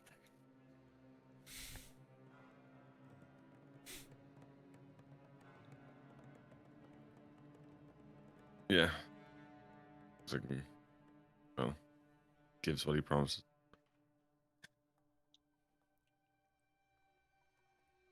All right. Very well. I suppose then we have come to a decision.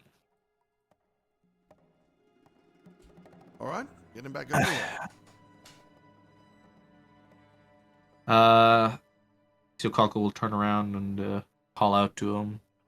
Devon, we are ready. He comes back over. He's right. Okay. Well, what we got? What we doing? Yo, Boop, thank you for the We prime. Thank you, have Boop. I appreciate it. agreed to assist your Thank you, Boop. town with this issue that has plagued your people.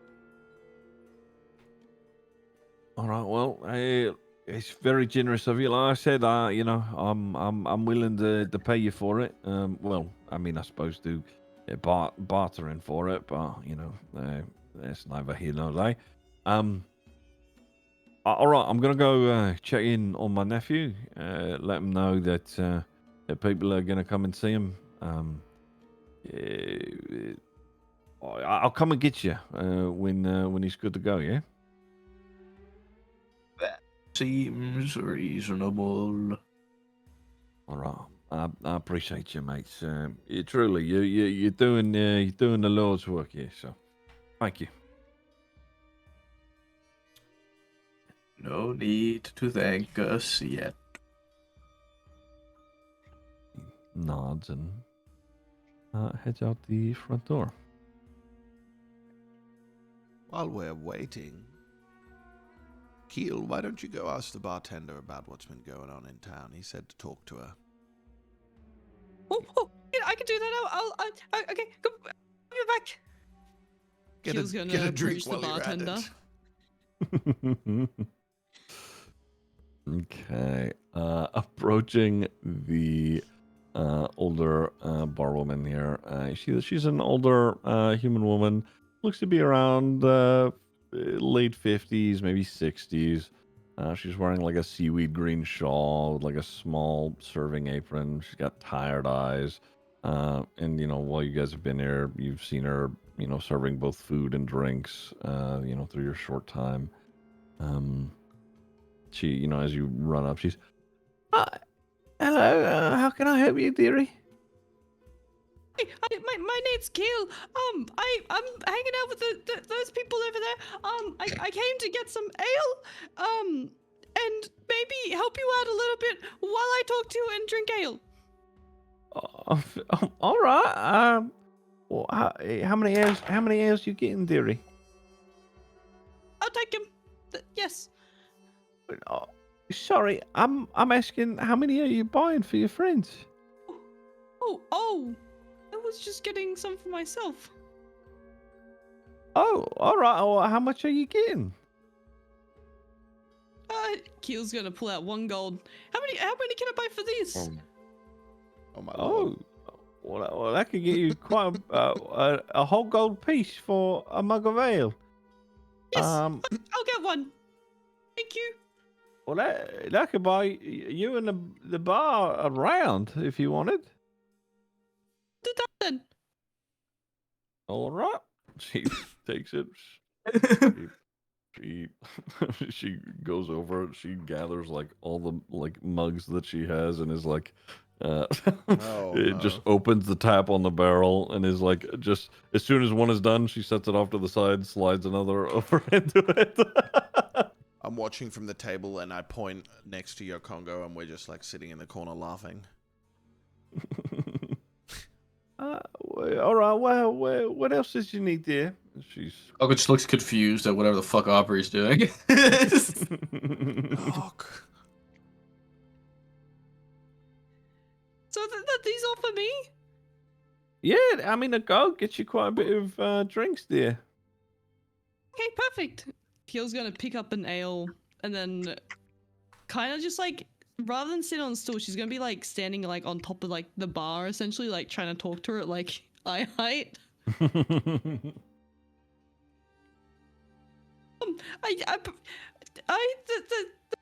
told about a thing going on. The people that going, they like the water.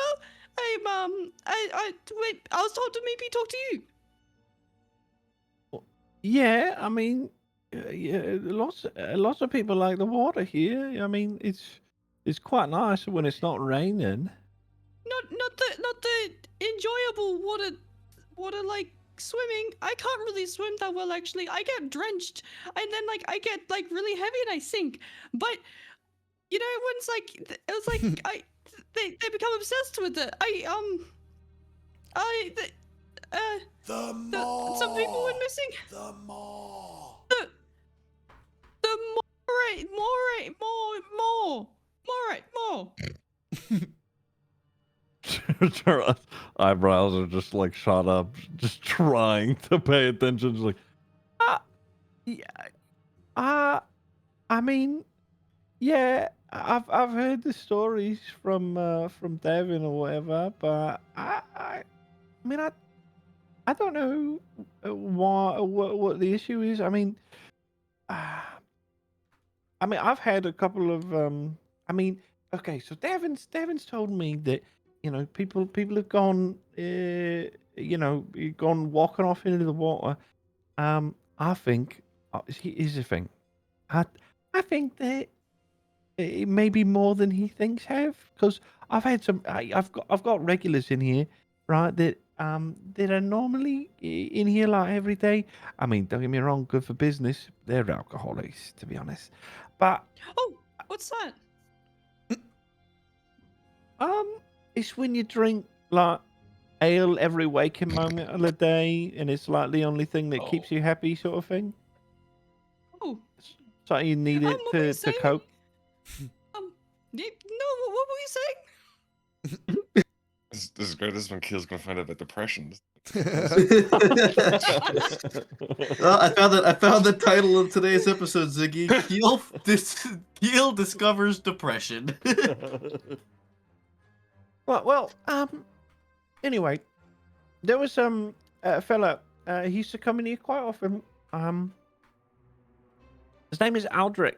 Aldrich. He's supposedly, I think what he's doing is, I think he may be convincing people that to go down to the water. I don't know. He's a strange fella. I think he's convincing a few of my regulars to go down there, and I don't know. All I know is that he's been hosting meetings at odd hours near there's a tidal shed on the on one of the eastern docks. He's Aldrich. He used to be a perfectly reasonable merchant fella.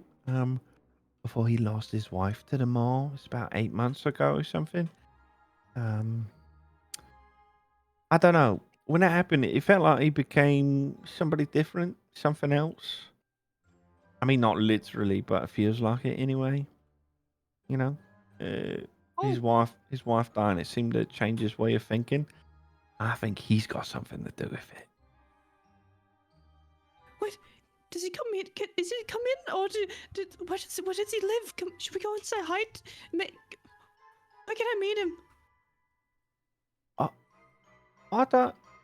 I mean, yeah, he lives in town, but I don't know if I'm comfortable with telling you exactly where he lives, to be honest. Keel's gonna hand over another gold coin. Here. Give me persuasion. Ask a question. Is the table close enough to hear what she's saying, or is she like talking low? I Because will obviously we're let. not over there with her, so. I will let.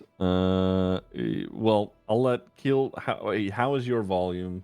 To I would say that she's talking like at a normal volume. Close. You guys, you're close enough. Could I insight check her then as well? Sure. Yeah. Yeah. That was perception. Keel. Not Oh my persuasion, god, I'm but so that's sorry. okay. Look, my glasses aren't on. Hang on, wait. We should This is fuck. my I was this is like, my that's odd. It's a insight. +2. Talking There everybody. we go. That's more like I'm not it. paying attention. I'm not paying attention. I'm looking at the fire. That's We're too far away. We're too far away. Yeah, that's Yeah. what I know. She sort of, you set the gold coin down. She slides it over. She's all right. Well, I mean, I know he lives. It's a residential area. It's not too far from here, I think. And she sort of like looks up and beyond you, Keel. On a 15 persuasion, I think that you could and she's like doing her best to be discreet about this. She looks at you, trying to like get out of the way of someone's line of sight, like putting her face like in line with your head, and she sort of looks in a direction. There's a girl here. It's his daughter. She's here. I think that maybe you could speak to her. She's been worried about her dad as well, so maybe you talk to her about it. Okay. Oh, I'll bring her an ale. Did you want an ale? There's a few here still. Honey, sweetie, I've got so much ale. I don't need to pay for it. Don't worry. I appreciate it. Why don't you bring drinks for whoever you want? I suppose you've got a fucking lot here. Okay. She's gonna pick up as many ales as she can and jump off the counter and start walking back over to the table. Give me acrobatics quickly. Oh, no. That's just normal. Okay. I'm not getting advantage though. Perfect. I was gonna say, is she drunk? Because okay. Yeah, I would say you gather like shakily as many mugs of ale as you can. You go to hop down off the bar. Immediately, crash fall. There's ale everywhere on the ground. Yep. Surely that's fall damage as well, no? Mira, emotional damage. yeah, Mira, she looks over the bar. She's, I'll get the mop.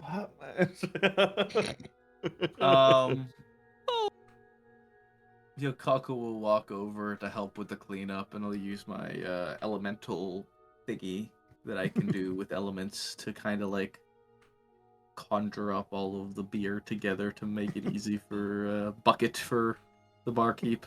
He's a beer bender now. Hell Well, yeah. I mean, yeah, I can control elemental forces within 30 feet of me. Hell yeah. Wait, Harmless how degree is effect. he like conjuring it together? Is it like a floating ball, or is it Oh like my just? god, why did I know you were gonna do this? I need to know. I can cause earth, fire, water, or mist that can fit within a 1-foot cube to shape itself into a crude form I designate for 1 minute. What's the form? She's gonna jump into it. It's gonna be to go into the bucket. It's bucket form. I was gonna start trying to drink it as it's Oh my god. moving around. I mean, yeah, she could, I guess. In theory, it's just kind of gonna be they're all kind of held in one place in a bunch to be able to go into a bucket for So the funny. barkeep. Mira brings a Perfect. bucket over. She's got a mop in one hand. Do I even Yeah. need, do I even need to be here? Seems like you like got it covered, actually. To be honest. I could just let her drink it. I You can was finish it. That's going okay. to put it into a bucket. Keel, I can only hold this for for another 30 seconds. Keel's going to go as quick as she can drinking the ale that's been Oh spilled. my god. All right, Keel, give me a Constitution saving throw.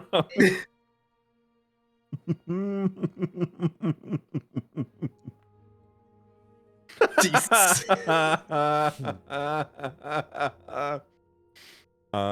Okay, Keel, you do your best to consume as much of the alcohol as you can before eventually you have to regurgitate it onto the floor. God. All right, okay, so maybe no more nail for the bed. And she's like, okay, she's mopping it up herself now. This did not create the desired effect that I intended for you, ma'am. It's all right. I'll figure it out, dear. I'll figure it out. What is your name, perchance? I'm Mira Thos. Thank you for your assistance, Samira, and for tolerating our good owl companion. It's all right. I mean, you know, she's not the first one to throw up in the bar this week. Help, she's not even the first one to throw up in the bar today. So it's all right. Listen, I deal with sailors all week, mate. It's all right. That is understandable. Yes, Keel. We need the table now. Keel's gonna grab Yo's hand and drag him back over to where everyone is. We will speak later, Mira. As still kind of slowly kind of steps away with Keel like tugging on him. Okay. They spoke to Aubrey, and Yes. those Aldrich. We need to find Aldrich. Okay, why? He's crazy. Why? He's been seducing people to the water. And he lost his wife and his daughter. She's over there. And What? Keel's just gonna point towards. We speak to his daughter. Did Keel just scream all of them? Yeah, is Keel Keel yelling? has no notice of her volume as of right now. Oh, fuck. Oh no. Okay, if she Keel got were to be loud, I'd be yelling, like, shh, shh, shh, I'd be shushing her, right? yeah, exactly. Okay, We try to okay. shush her. Yeah. Okay. All right. Give me a second. We get through that. Hilarious. You could see that there is there's a young woman that Keel at this point has at least pointed at. She's sitting alone, like at a corner table, and she is looking in y'all's direction. She has most certainly heard what you've been saying. That's We all should you, speak Aubrey. to her, and then they have meetings. They say he does meetings. Aldrich does meetings. We gotta go to a meeting. Okay. Her dad is Aldrich. Why do we want to talk to him? Yeah. He might be involved with people going into the water. His wife died. Okay, his wife. I don't know his wife. His wife died. Why? Yes. Okay. Very good. Do you think his daughter? Is she drunk? Should we be careful with his daughter? Because they could be involved. Like, fuck yeah! That is ale. Take the ale. I got ale, and there's Oh. plenty on the bar still. Good idea, Keel. And I'll take 2 mugs of got you. ale, and I'll use my divine thingy mabobby to give me plus Okay. 5 persuasion, Mm-hmm. and I'll walk over next to this lady. Is she pretty? Mm-hmm. The woman you see, walking up to her, she is like ginger orange hair, green eyes. She's wearing like a light blue bandana, like a blue-green tunic. She's got like a blue gemstone around her neck. She's got like a small candle lantern that's sitting in front of her. This is what she looks like. Oh, very pretty. And I'll put a mug of ale down in front of her, and I'll say, I'm sorry, I bought you a drink. I hope you don't mind. Do you mind if I join you? Yeah, that's fine. Is there a problem? She like looks over to the other table. Yes, I do have a problem. I'm afraid I've been sitting over there at the other end of the bar. Too afraid to talk to you for your beauty. Oh, Jesus Christ. Jesus And I have fucking just now Christ, man. worked up the courage to walk up here and ask you, what is your name? I'm Sela. Beautiful name. A beautiful name. Sela. And yours? My name is Aubrey. A pleasure. Oh, good to meet you. Are those your friends? My friends, yes, but don't worry about them. What I'm worried about right now is you and me.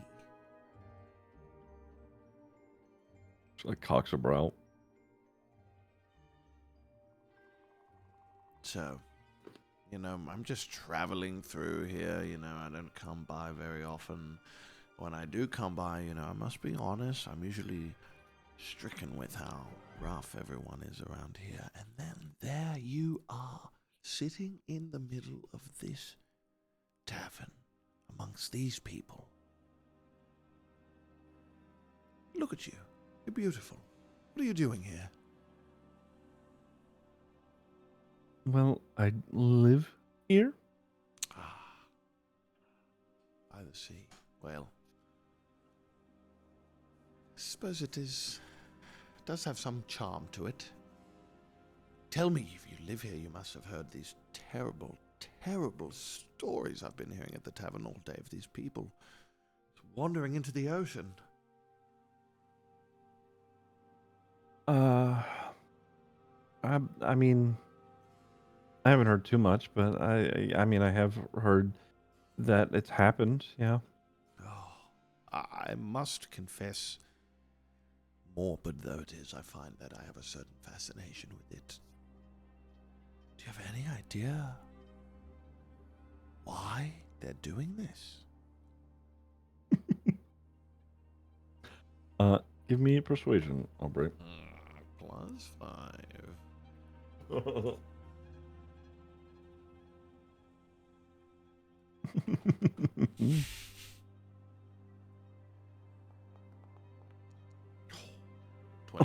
God Oh damn. my god. It is. Yeah. She's sort of like It's that charm, Like tucks- baby. she like tucks a little bit of her hair behind her ear. She's well, I mean, I don't really know what the problem is with like people like going into like walking into the water, but I mean, okay, so I do my dad has been acting kind of weird. Honestly, he's been kind of screwed up since like for like the better part of a year now. And okay.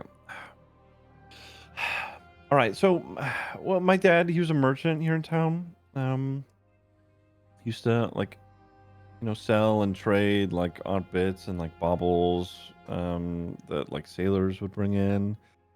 And yeah, he was a competent guy, and honestly, in the nicest way. I love my dad, but he's kind of unremarkable. But he really, really loves my mom.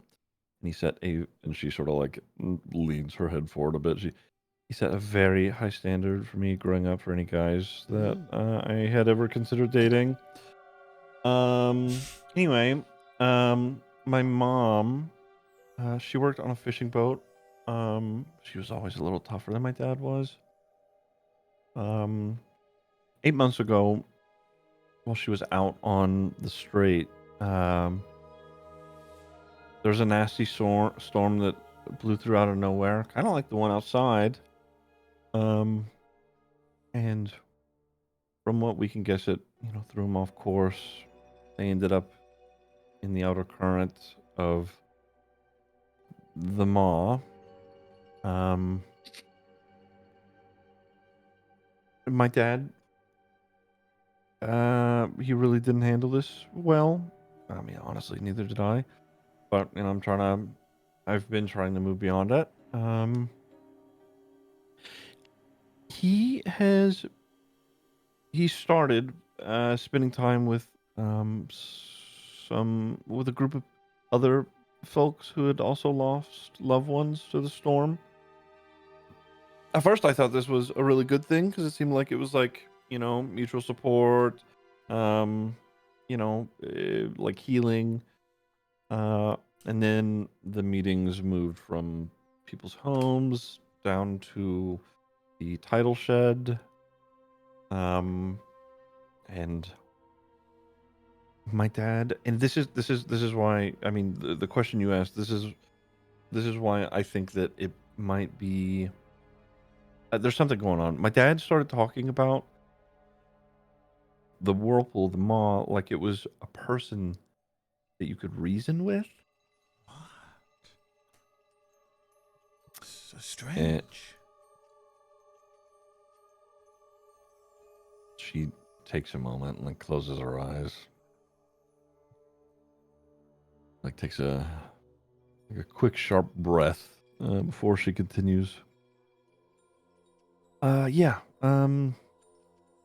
He told me that Dana, my mom, that she wasn't gone, and that even though the maw had taken her,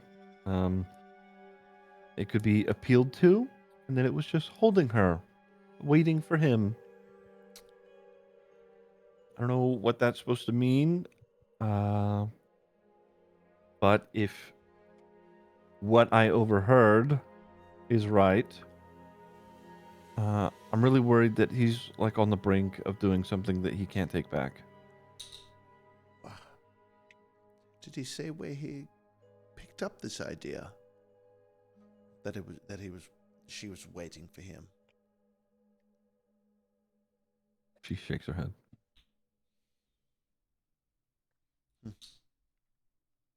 Curious. You know, Um, were you going to say something? no, please continue. You know, I approached you because, well, like I said, this is a dingy bar and you are a beautiful woman. But my friends over there, we specialize in solving problems. I suppose I could put my personal desires aside to assist you with your issue. If you should like the help of our friends, perhaps we can make sure that this storm does not claim anyone else. I just don't want to lose my dad too, you know? Well then, allow me to put on a professional face and stop flirting with you, madam. For Hell Yeah is here to help you. But you can call me after we're done with the case if you like. Well, By call, I mean like I'm- go out into the yard and go, Aubrey.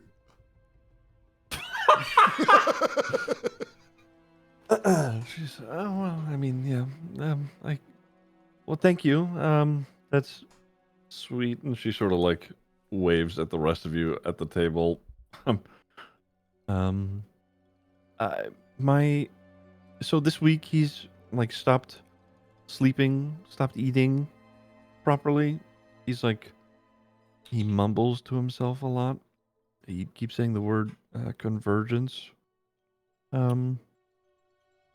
He never, he's not really explaining anything to me anymore. But from what I could tell, it seems like he's preparing for something.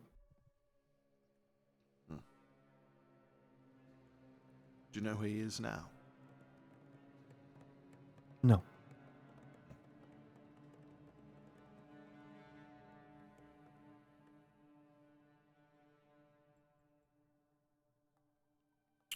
Convergence. Does that mean anything to anyone? Have they come over to our table, or are they I still think talking she alone over there? waved you guys over, I think, right? Yeah. You just wait. Oh, okay. Oh, I thought she just waved at us. I didn't think she waved us. At all. It's sort of both, like waving at you guys, and sort of like hey, you can come over if you want. No. Okay. Yokaku would go over. What did you say her name was again, Ziggy? Sela. Sela. Seela. Sela.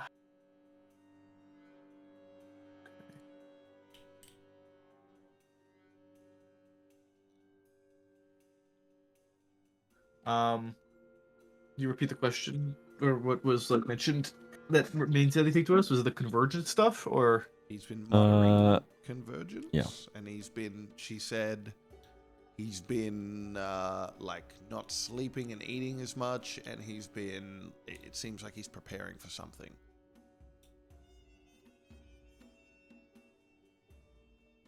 I mean, Ziggy, does any conversation about a convergence mean anything to Yokonko? Is that familiar? Me? Have I heard of that? Presently, I'm a no. learned man. No. Presently, no. Interesting. I know nothing about these phrases. I am unsure as to what this could be leading to. But I do believe that Aldrich may be getting influenced from something in the depth. Or Do you live with your father? She nods. Do you expect him home tonight?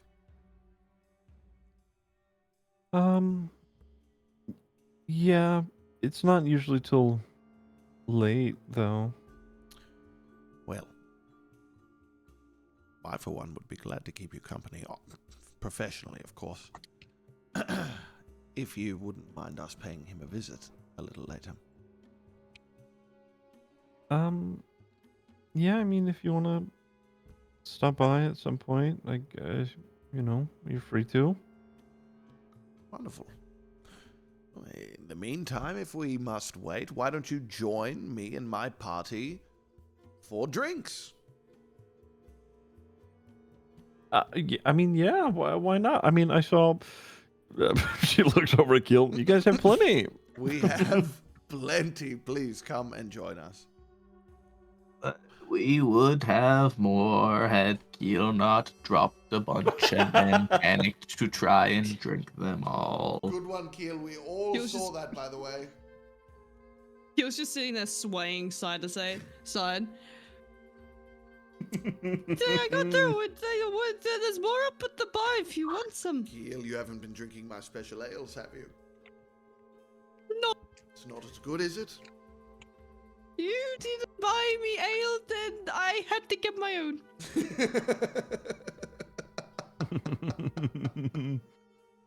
Okay. I mean, she, joins you. She's, like I told, she, like, does like it's very, very coy look at Aubrey, and then she, Aubrey, thank you, for helping. I don't know how to handle this, so.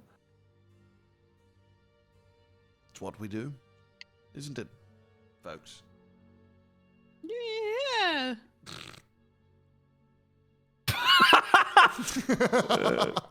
There is not a look of confidence on her face. What time of day is it? What It says is. there. Yeah, it's like 10 in the morning, or no, it's like I would say at this point, like we'll say like 11 to 12. It is storming outside, so it's it's like a dim bordering on dark. The sun is out, but it's being blotted out by the storm clouds. She mentioned like meetings, like it was more than just her dad, right? It was like multiple people. Correct.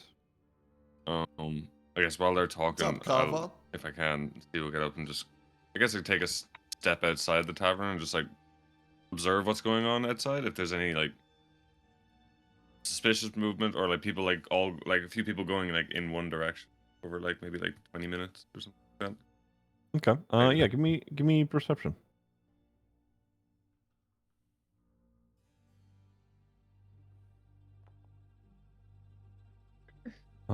12. It's very rainy. It is raining. I would say that you don't spot anybody who necessarily looks like Sela passing by, but I would say that you do see at some point there's like a group of 4 individuals who are walking who end up walking in the direction of the eastern coast, which is where the maw is. One of them is one of them appears to be wearing a uniform that is consistent with that of the professors from Grimjinx and Hyloraxis. Oh.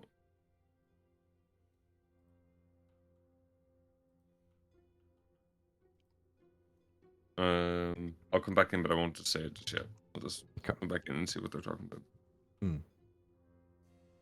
I'd say at this point she's sort of just like, you know, hanging out with you guys, having a couple of drinks here and there, unless you have more questions. I'm just flirting with her.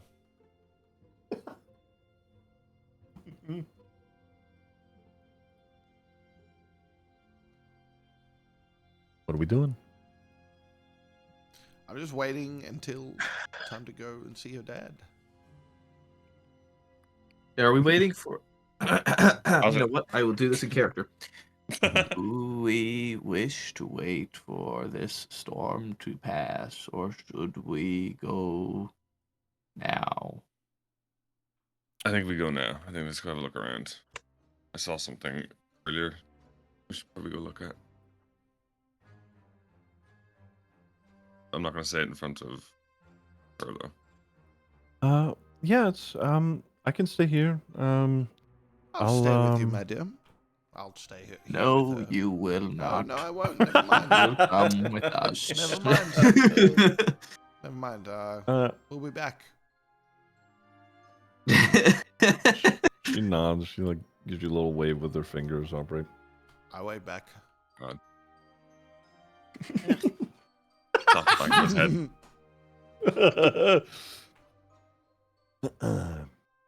Do we really think it's a good idea to go and deal with something possibly nefarious in this weather? Is anything we do a good idea? That's nothing we have to deal with. But when I was outside, Do you really want to ask me that question, Aubrey? My point exactly. give it a rest. I was out here earlier. I saw 4 people going down towards the. One of them was wearing like a uniform, like a Grimjinx What? professor's uniform. What? Yeah. That We is odd. We all don't have to go. I mean, I can go and try and not be seen and go and have a look. But I just can didn't want to go say it with when I you. was scared. You are the one that should be staying here, Keel. We should stick together. Yes. I'm not as sneaky. It might be best to send the sneakiest of us on this reconnaissance mission. I mean, we can all go down that way, and if it goes to the point where I need to do that, then I'll do that. We can go Again, together. we do not necessarily need to go at this very moment if we do not believe it is necessary with the current weather. But if We can wait for the weather to pass. if we need Eventually. The weather will help me stay exactly, undercover. if we need to sneak, the weather will be helpful. It's true. Devin did say that he would come back and inform us when his nephew was ready to be met with. So that is something else to keep in mind. That's Just going to look. why There's no way we can like 4 people going down to the East Coast where the problem is, and one of them's wearing a professor's uniform from Grimjinx. There's no way we don't go look at that. Well, that's why I suggested Jesus. I stay. It wasn't just to flirt with the pretty lady. It was in case we got more information here, and I don't think I'd be as much use as a sneaky fella. Could that be the people that Devin informed us about that were just investigating the Maw? As he did tell us that there was a group of I do not recall what they were called. I will call them the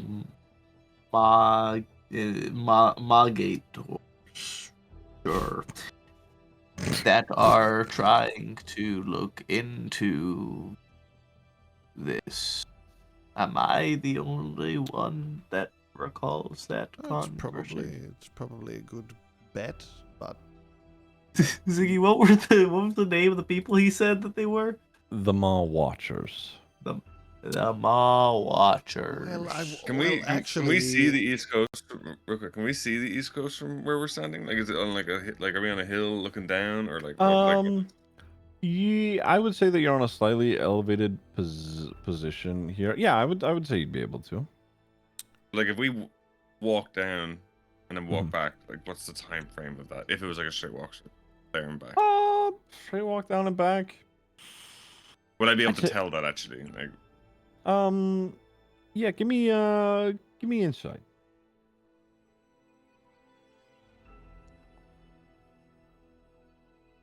14.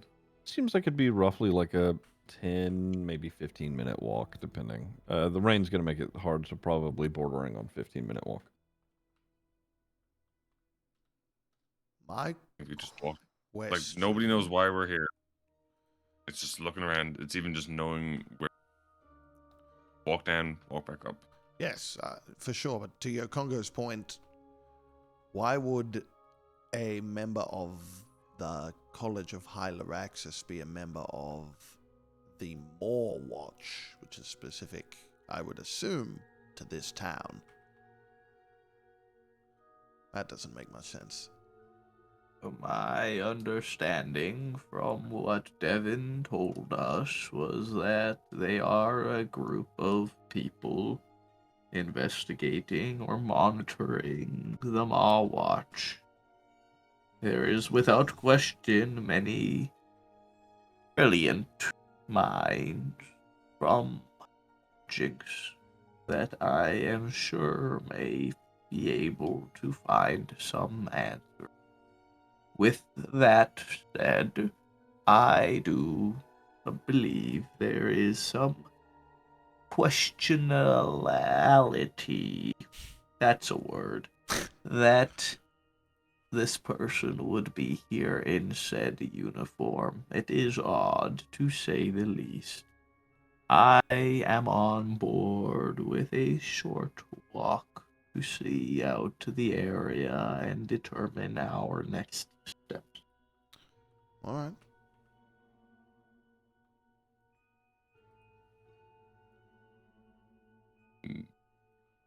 I mean,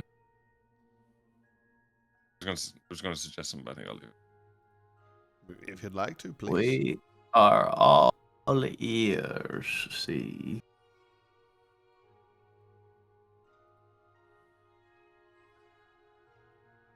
I was just gonna suggest walking, like I can walk with 10, 15 feet in front. Yes. Yes. You're a lot That less noticeable. can... Yeah, I think that would be a good idea. Is there any other is there a lot of, I know it's raining, is there many more people out in the town, or is it like very quiet? There are quite a few people who are doing their best to like move between like buildings if anybody does actually come outside. Like whatever they're doing out here is like, they'll go to retrieve something and then immediately go back in, or go from building to building to whatever business that they're supposed to be attending to. Otherwise, yeah, people are trying to stay off the street, more or less. If I'm walking in front of them, then that's how I would Okay. feel like the side of the building. Okay. Walking past them. Okay. Heading in the direction to go in. Hell yeah, Kava, hell at the very yeah. least, get a look at the mall watchers. You head that direction. You can see a small cluster of smaller buildings that have, while they are descended from, the point of which you started from down to where they are, they still do have like an elevated view of the coast and the mall itself. They are on like the headland part, sort of just like where the land meets the shore. That's where their buildings are established at. Yeah. Go ahead, and as we're heading down in this direction, see, since you're up front here first, give me perception. Can I give you stealth first as well? Because I'm trying to Yes, yes, yeah, give me stealth. at advantage. Yes. Ooh. Very nice. Wow. Okay. Well, uh-oh. Well, that's probably someone's passive perception, I would assume. And then my perception. Yes, correct. Cool, I don't see a thing. I would say, you're quietly getting up front. You do not see anyone immediately outside of this area. However, the buildings that they had been walking in the direction of, there is some lights coming in from the inside.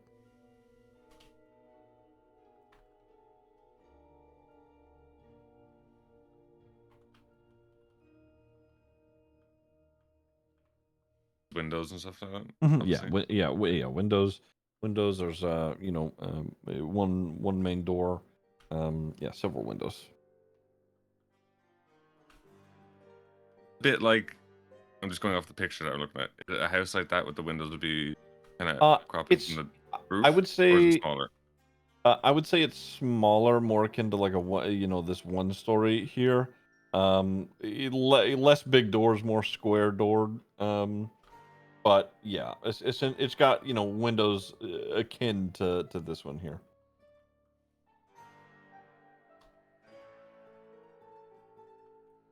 I regret this.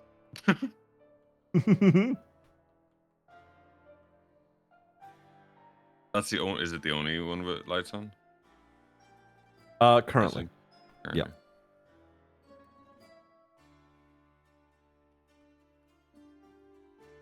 Can't not peek in the window. You gonna peek in the window? I'm gonna peek in the window. Okay. Peek in the window. Peek in the window. Beep, beep, beep, beep, beep. Is it Uh, stealth again? yeah. Give me stealth again, and then you can give me perception again if you'd like. Please, God. That's fine. 20. That's fine. Okay. Hopefully. That's nuts, dude. Mm-hmm. Perception. Nice. Okay, that's better. That's better. Nice.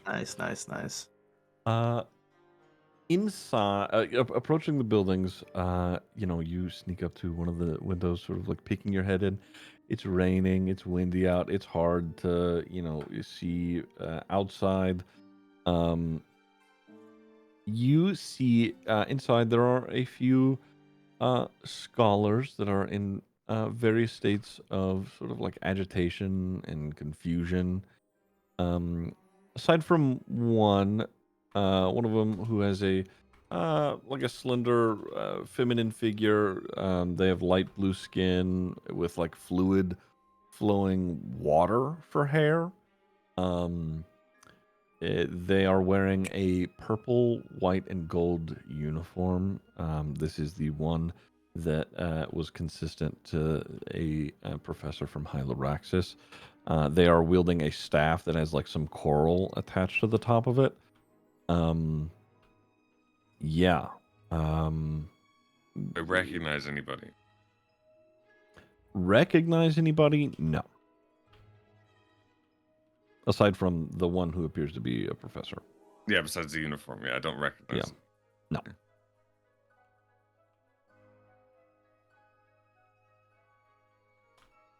Okay.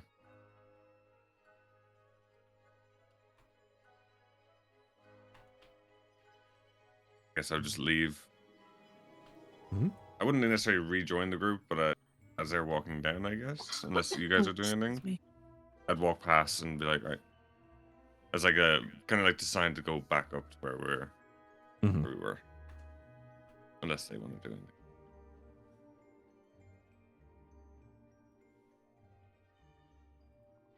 I'm following you, big man. Yep. To the back up to the top. Like I said, before we go in, I would relay that what I saw Mhm. to them as like we're about to go in, and yeah, then go inside. Okay. And you're saying back to the tavern? Yeah, or where wherever we're go back to, I guess. Was the plan, right? Up to you guys. Oh no, yeah, that was the plan, right? Yep. We'll go back there. Yeah. Okay. Back to the tavern.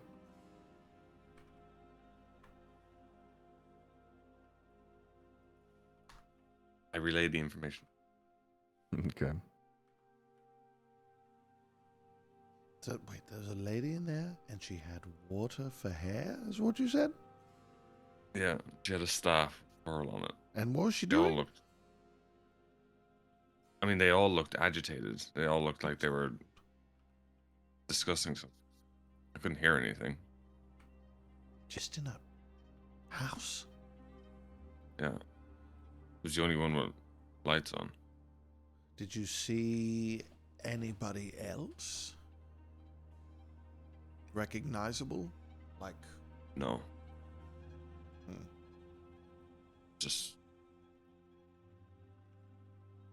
I didn't recognize the professor. The fact that. I mean, she's wearing those robes.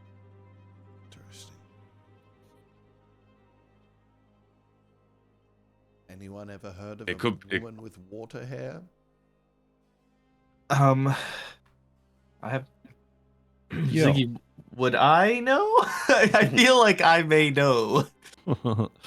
Yeah, you would easily recognize this as someone who is a water genasi. I knew it. I was sitting there like, Yeah. "Oh, water genasi." Mm-hmm.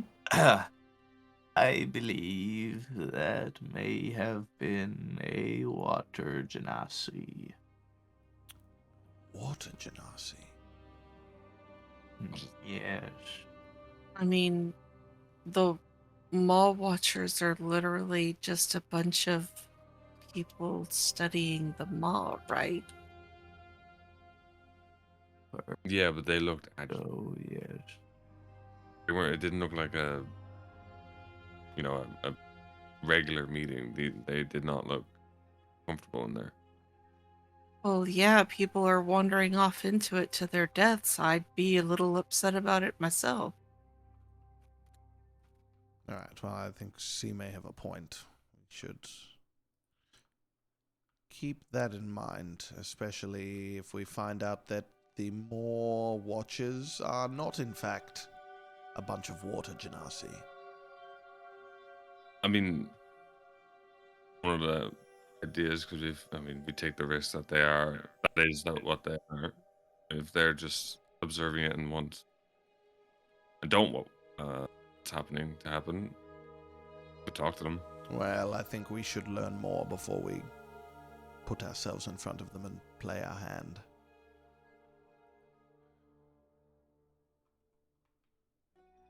I would agree if we hadn't just talked to the guy's daughter. That Well, we can talk to her. Possibly doing it. I don't believe that she's involved. We can talk to her. We can speak to him, try to get a handle on maybe he's involved with these people.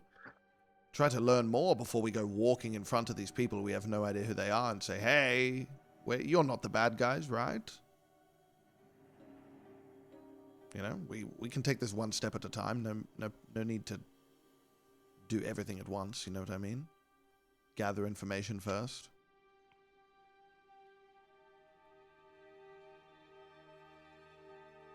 That's my thoughts, anyway. Any option, but which one do we follow? I say we talk to her father, see what we can work out. He's clearly, at least according to her, going through something, changing in some sort of way. I don't imagine he'll be forthcoming, but we may be able to get some sort of an understanding of what's going on just by talking to him.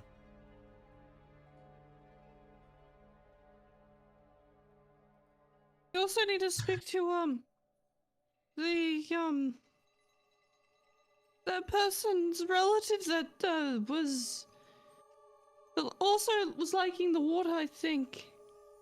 The nephew. Devon's nephew.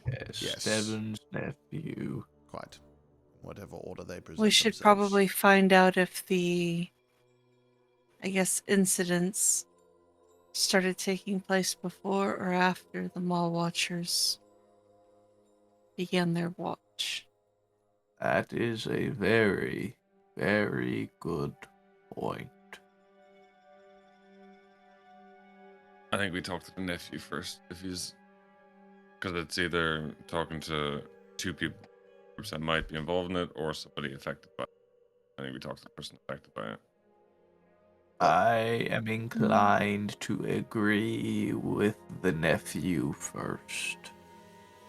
Although it is possible that the nephew may not be able to even so much as speak to us. Yeah, We can at least find out that much from Devon. if he's charmed in some sort of way, at least we can figure out what it is. Try to.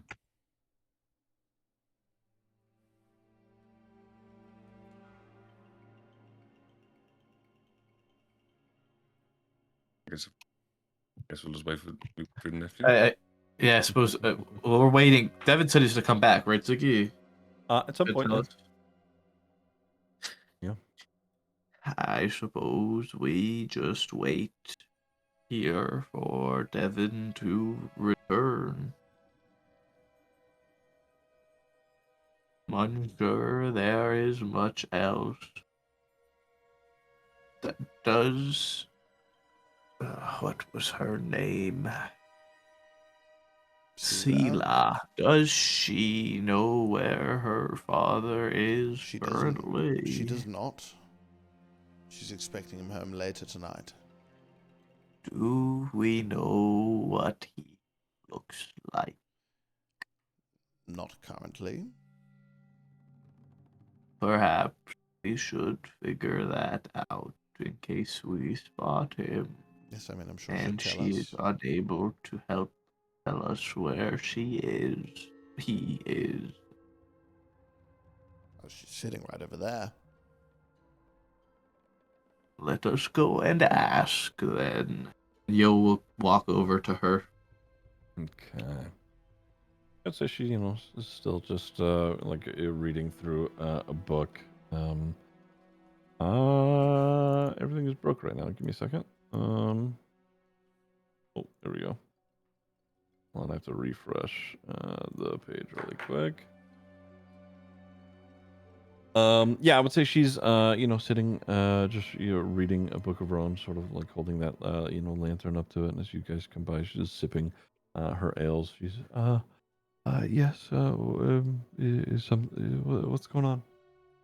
Hello, Sela. I did not properly introduce myself previously. I am Yoko. I hail from Nettleguard's Haven. I wish to ask you, Sela, as to if you could provide a description as to your father's appearance? Yeah. He's got red hair like mine. He's got like he's got a mustache. He's got like a pointed goatee beard. He it's like shaved sides, long hair on the top. He keeps it tied. He's got he's blind in his right eye. He is from a scar. He yeah, I think you'd be able to spot him out pretty easily if you see him.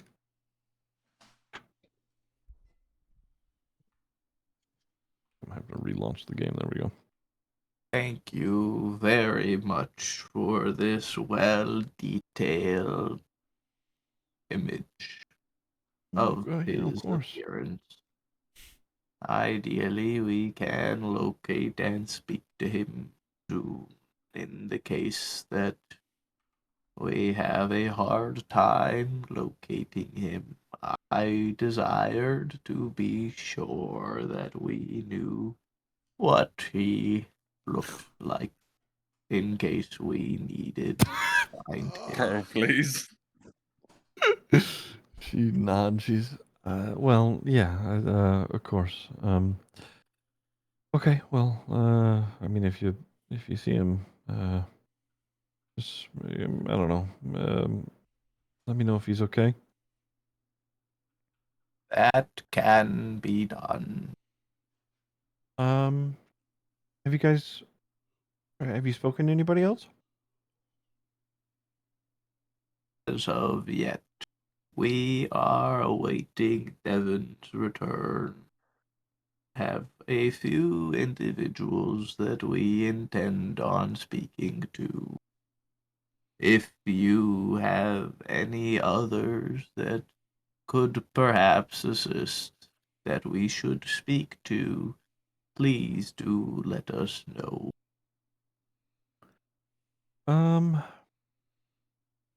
I mean, the only other people I would think, aside from like my dad, would be those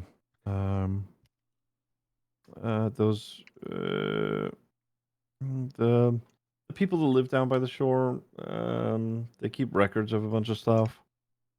But Would this be the so-called Ma Watch? yeah, I think that's what they call themselves. Do you know what they look like? Um, well, they dress they dress nicer than most everybody else in town. They've been here for a while. I don't know, like 5 or so years now. So, um, yeah, they seem like nice people. Do they have any particularly discernible features that would stand out? Like, what do you mean? Is one of them a water genasi? Oh, yeah. Ah, thank you.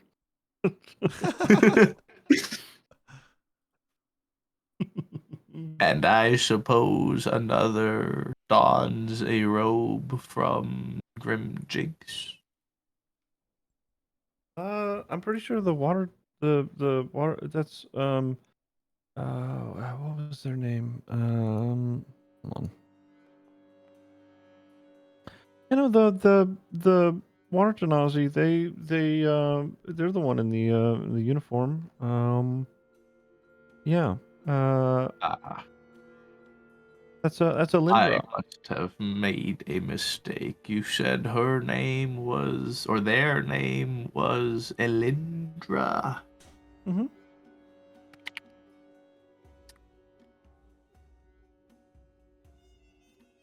Please spell that, Ziggy. I will put it in the chat. There we go. There we go.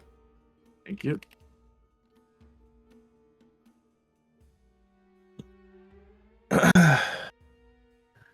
I see. Are these people generally quite nice, or do they prove to be problematic? Let me specify. Are they approachable individuals?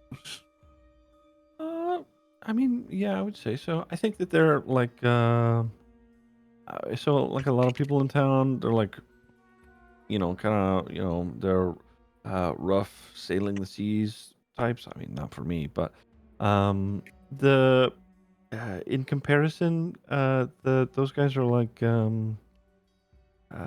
nerdy is the best way I could put it.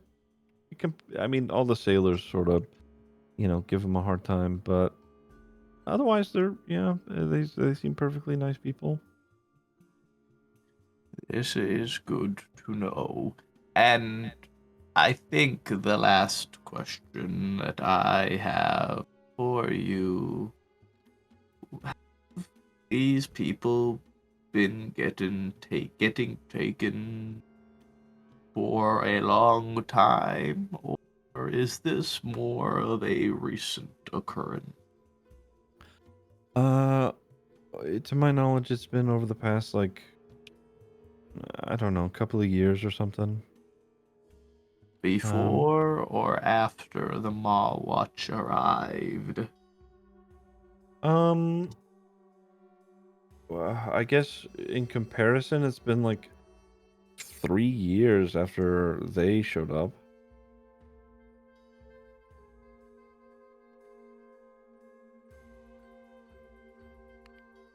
You think that they're involved? I am not counting out anybody yet. You never know, young Sela. You never know. All right. I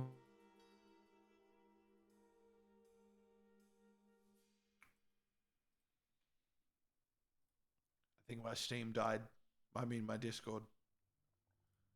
Hello? My Discord die?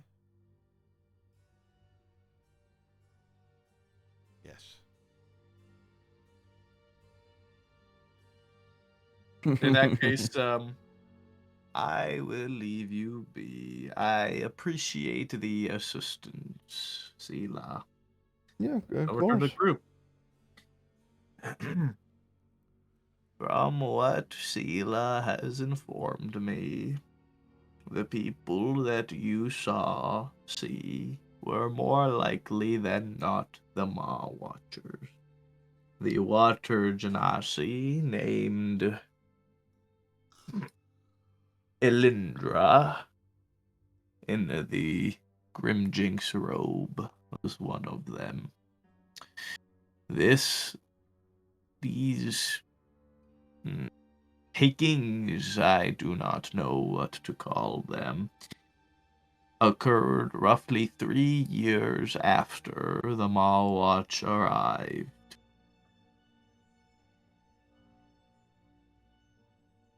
As for what Aldrich looks like,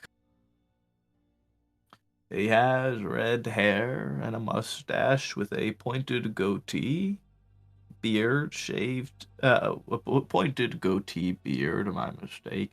His hair is shaved on the sides, and then the top is long and tied up, and he is blind in his right eye with a scar.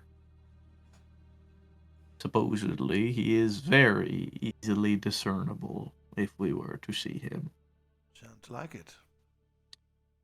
She did say that the Malwatch are very approachable people, so perhaps we could return to where she had seen them and just speak to them directly while we await. I forgot his name. Devin, that one. If you'd like. not against it. They say they're approachable.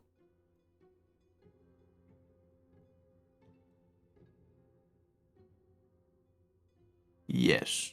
Yes. Yes. Yes. Yes. Yes. Jesus Christ. I still think waiting for the nephew is the best thing to do, and then going from there. But we don't know how long we're gonna wait.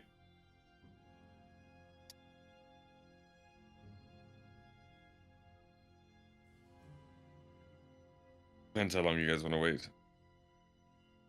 We can I get more believe- ale. I don't mind. You do not need any more ale, Kill. I personally believe that we should go and speak to the individuals that you had seen. See. Yes, I mean, if they are studying the thing and they are not the culprits, then couldn't hurt. We do not know if they are at fault or not.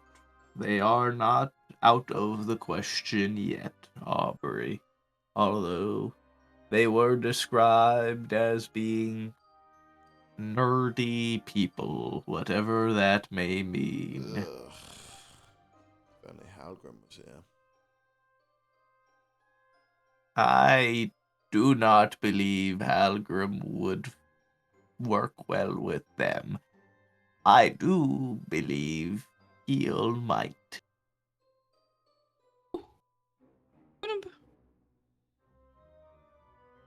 I believe these individuals may be right up your alley, Keel. Should I just go in there and say, hi, I'm Keel.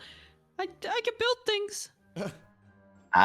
We can introduce ourselves normally, and then we will go from there. But perhaps you may have more use here than you believe you might, Keel. So be prepared to converse. I'm going to then use my elemental attunement and splash some water in her face from the floor. It would be beneficial if you were a little more sober.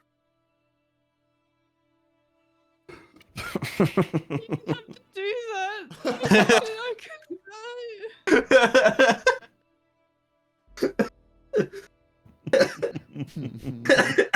I'm sorry. I thought of it. Now I was like, it could be funny. Gonna get up and stand by the door and wait for everyone pouting. Sorry, Keel. Let us go. Unless you all think otherwise. I think this is a good idea personally.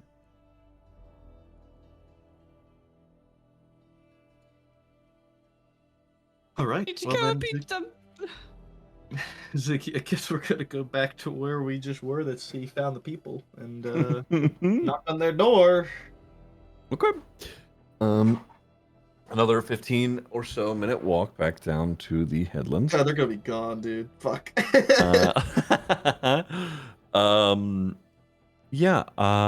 Knocking on the door. If you were just, approaching in that way.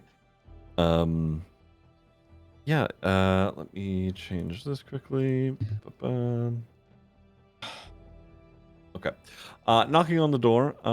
That very same water genasi. They open the door. Like I said, very, very slim figure holding the staff. And they open as, hello there. New faces. We don't get these very often here. How can I help you? Greetings. I am Yokonko. These are some of my compatriots. if they choose to introduce themselves, then I will not stop them. You could see there's like a moment on their face where they're trying to figure out, like, if they. There's like a moment where they're trying to remember something, and there's a pause, and I want to say that I've heard that name before.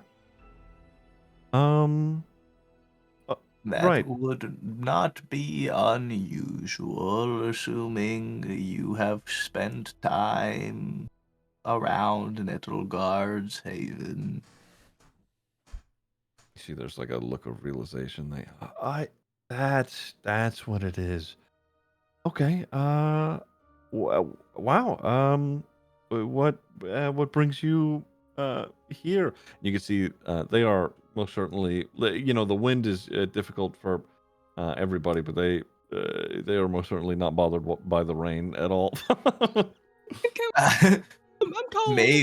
May we come inside to converse further, as the weather is currently treacherous, especially for some of my friends. As he kind of points to Keel. Keel's eyes is just bulging because of her feathers being wet. They step aside. No, sure. Please come in. What are what are you guys what are you guys looking for? I believe you to be Elendra, is that correct? You would be right. As you are part of the Ma Watch, as we have heard since our arrival here in Bell Coast. You're 2 for 2, yo. That is wonderful to hear.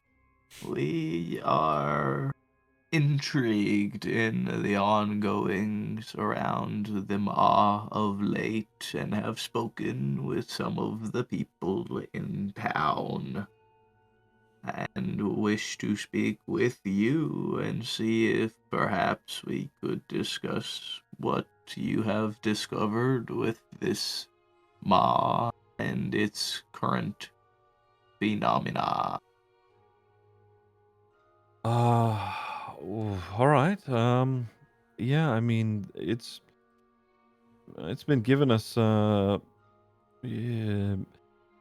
some trouble. Well, not us necessarily, but it's been giving the people of the coast here some trouble. I mean, we have records and equipment that we've been using to track some things coming from the water itself. Um, is there anything that you're looking for in particular? The I only ask so I can maybe narrow it down for you. Yo's gonna look back at the party before he answers, sort of like inquiring of, should I say everything, or are we being careful with this person? Like looking for sort of a nod of approval from essentially anyone in the party. God, we've lost Delphine and Halgrim, our two key sort of discerning people as to whether or not we speak or not. Okay. If anybody else would like to speak, by the way, feel free to do so. He says to the party. We got this. It would say insight check on them just to see if they're being, like, if they want to give the information. Like, if is it like a sussing us out, or is it actually wanting to provide info, or is that, I don't know if that's enough to insight check. Yeah, no, absolutely. Give me insight. Oh, please let me check once. Oh, cat's got keen senses. Oh, Oh okay. God. All right. Yeah, I would say, getting a read on their face, it's mostly like the expression that they give is Mostly that of they are being a little wary of like, you are new people or whatnot. But anytime they look at Yokonko, there's a slight drop in the tension. You recognizing, or at the very least, hearing a name that they have heard of before. So there is a slight weariness, but also at the same time they are, it seems like they are here to help for whatever purpose that serves here on the coast for sure.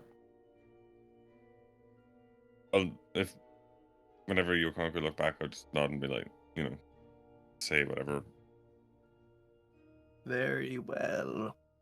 We are particularly interested in the recent incidents where people are being drawn out into the maw by a low hum, perhaps, and being swept away by the rough currents. Okay, I see. And they turn around, they flip through a few collective bits of parchment before they turn back. And his, yeah, we have been tracking this low frequency emanating from the maw for about 3 months. Well, at least that's when it started popping up on our records. It's been increasing in strength at a pretty consistent rate. Not everybody seems to hear it, but the equipment that we do have here is picking it up. It, from what we can tell, the frequency is originating from somewhere below the maw. We think it may be coming from whatever passage or chamber exists at its depth. I mean, something's got to be, pulling that water down, right? So, it's unfortunately it is just not consistent with any geological processes that we can identify. However, the consistency that we have found is that the frequency, when it does increase in its strength, it is responding to, we think anyway, the lunar cycles. It grows stronger in the nights, and especially stronger in the nights around a new moon, which is, they sort of scan their papers, which is in 3 days from now. Okay. How coincidental, Ziggy! Look at that. 3 days. That's great. Perfect timing we got here.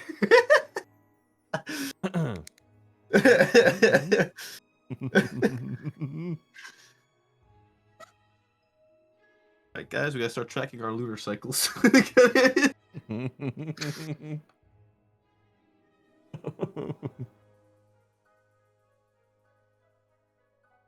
I see.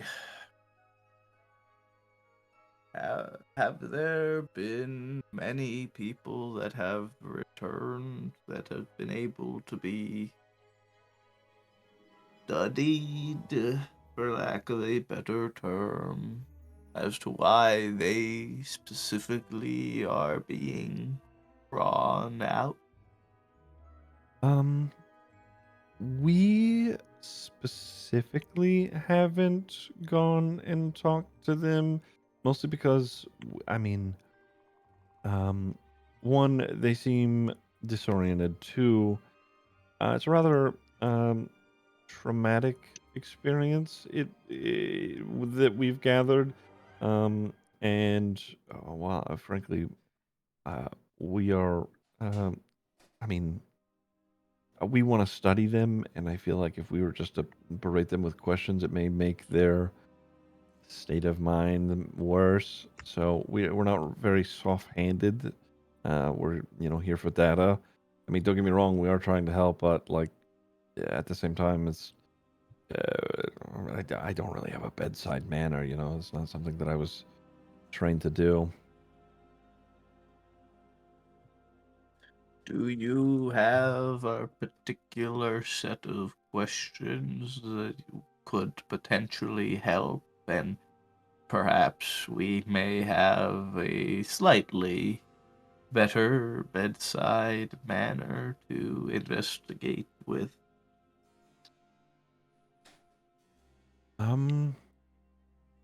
Well, I would ask about the sound.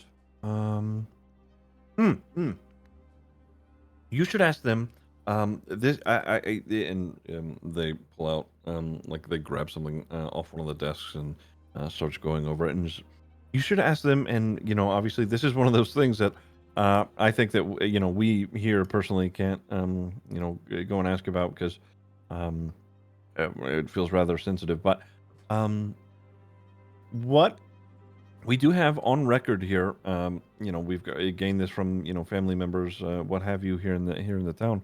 Um, Among our data that we do have is a commonality between all of the so-called affected peoples here in the Bell Coast. All of them have reportedly lost someone to the mall within the past 2 years.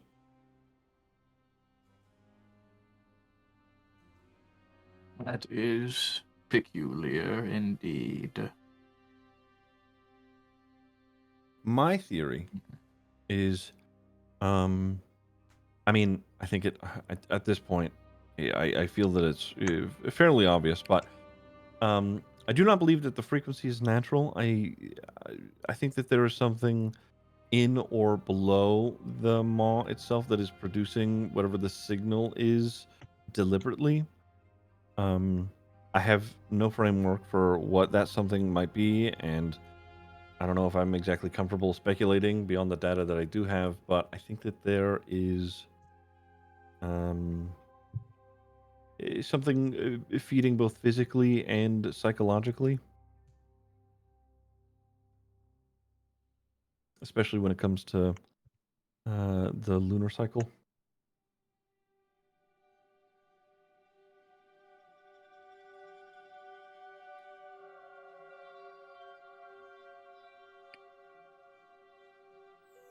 Hmm.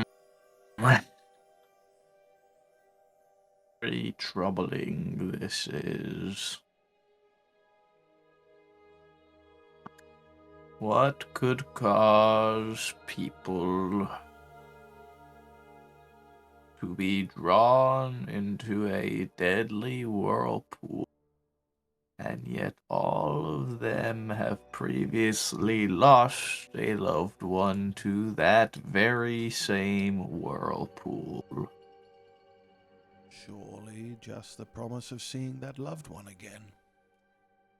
It's the only thing that can make me do it.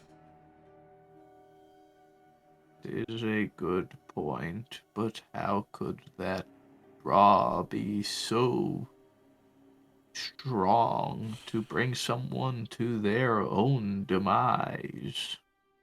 Well, there are magics out Uh, there. There's a lot of ways to fool a person if you were convinced utterly and totally that someone you loved more than anything was there. Wouldn't you do anything to get there? Indeed. I question if it is a creature or a person with ill intent. Bit of both, perhaps.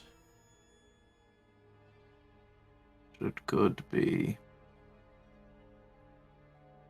Hmm. How long has the mob been here for? Uh, long time. I mean, only recently. So, okay, what we knew, or at least what Grimjinks, their records had shown, was that the verdant strait that is passed through here, its current is so strong, and that's why a lot of people, a lot of sailors use it to travel, to get somewhere quickly. But the problem is that we think that there was something on the coast here that had I don't know, something collapse underneath the ocean floor. That's what we think anyway. It started this whirlpool effect, and it has only been perpetuated pretty consistently because of the current. The shape of the coast was already a little curved, and the current and this collapse, sucking in this water has carved the constant erosion of the ocean floor and the sand and the beach and the coast has curved it into this bell now. At least that's what the folks here at the Bell Coast say. And since it is constantly being fed by the strait, it has been here for I don't know, the better part of 300-400 years, maybe longer. Yeah.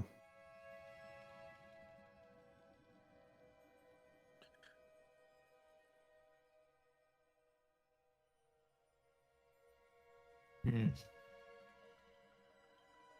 As I mentioned to my comrades previously, I have previously heard of similar occurrences from sailors out in the extreme depth, but never something as close to shore as this. I am exceedingly curious as to what has taken place over the last few years at the bottom of this pit. You and me both.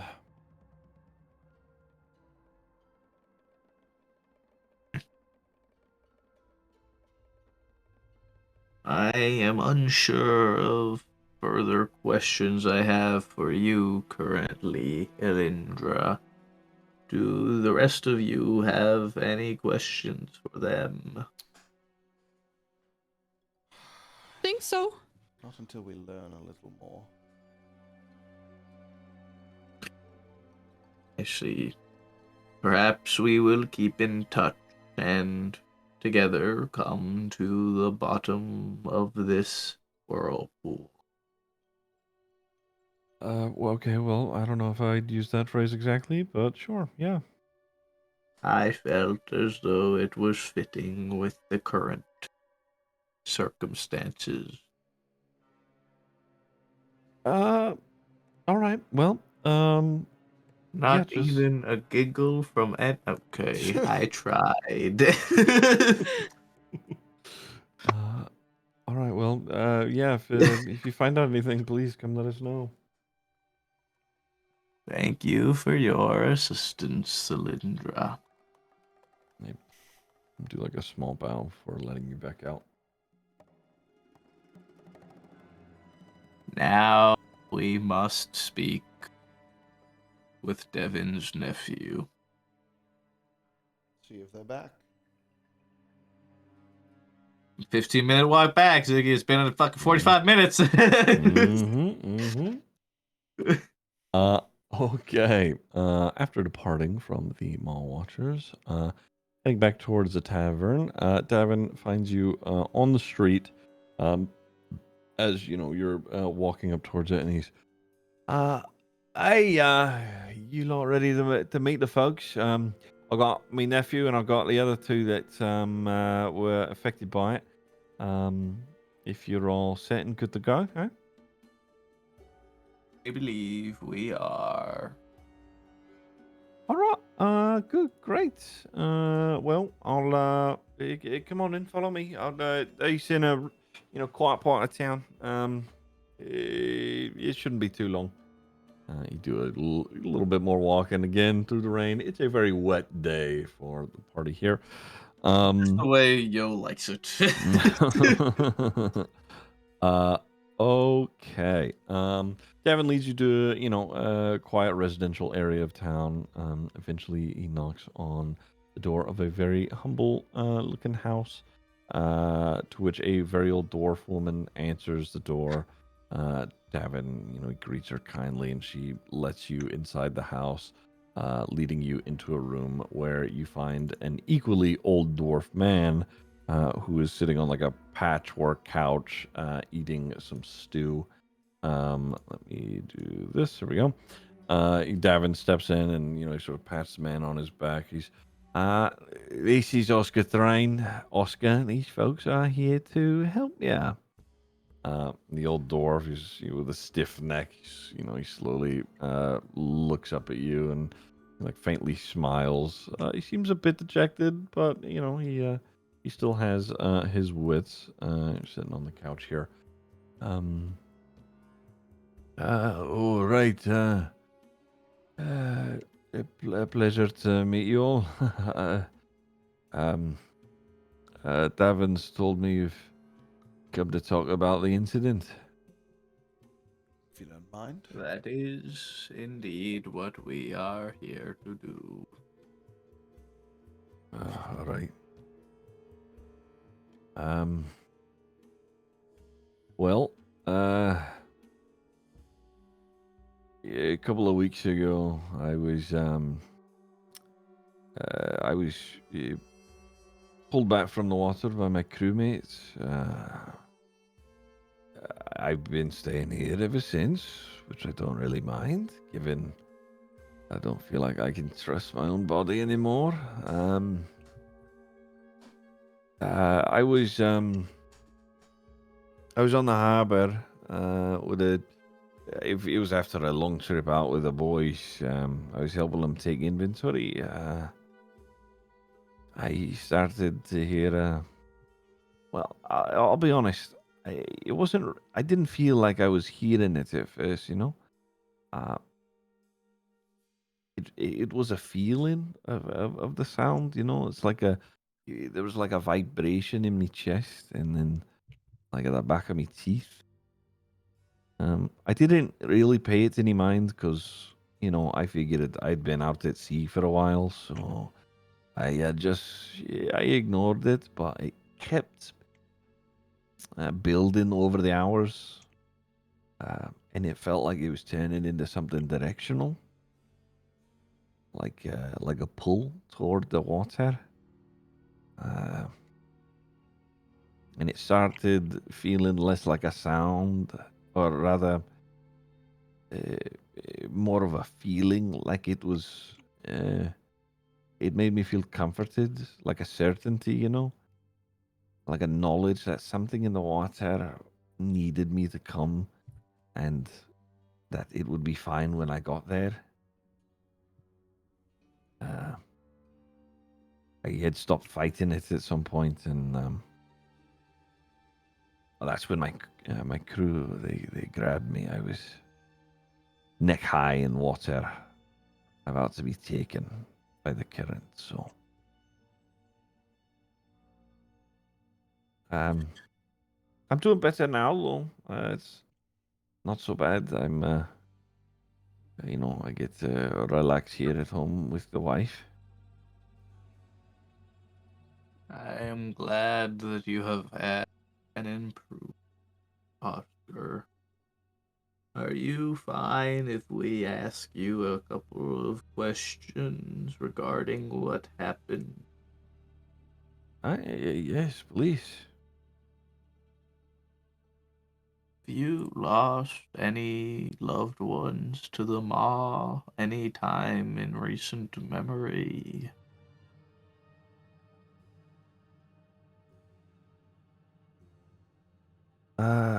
Well,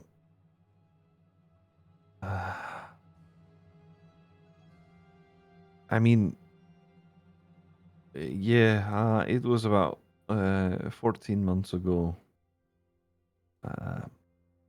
My son.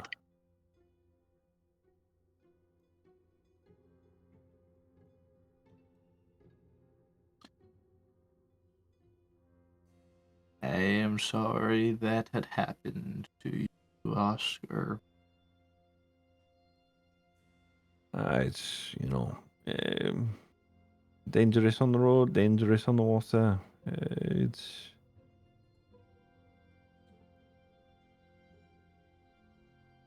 Thank you. I am not the most certain as to how to ask my next question, so forgive me. I will do my best to explain my question.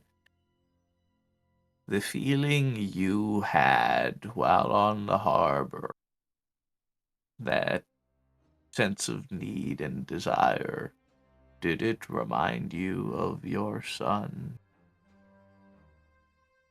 I mean, I guess in a way, it was sort of comforting like that. So I think it's hard to remember, but I think there was a faint feeling like that.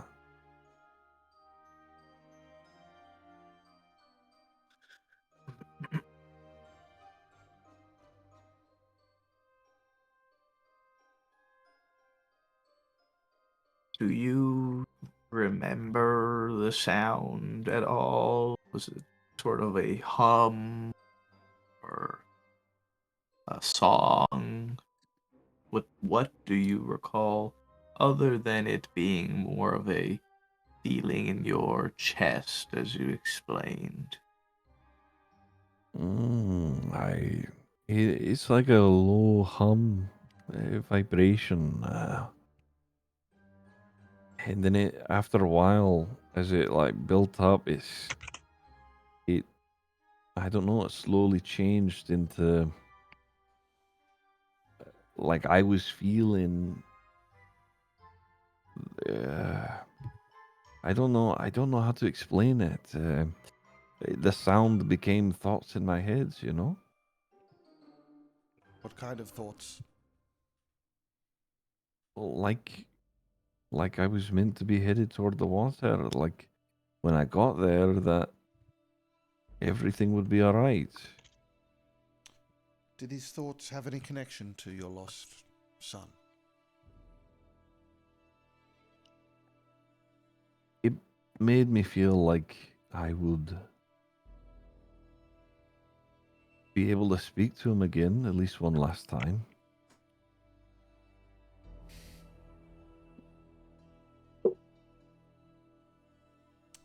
You don't know. For Go on. hang on. No, you Before don't. your son was taken, did he lose anybody? He experienced any, even if it was the maw or not, loss that Uh, he was still grieving? not that I can recall really. I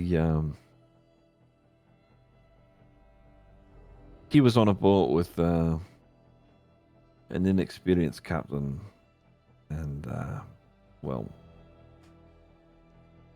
you get too close to the coast, you get pulled in if you don't know what you're doing, if you don't know how to navigate it. So Who was that captain?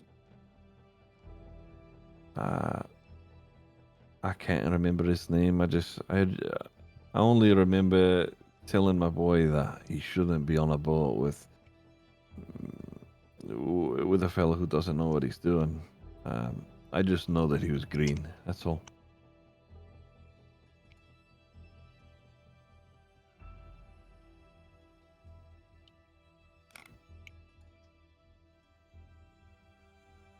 He survived. Did that captain survive that?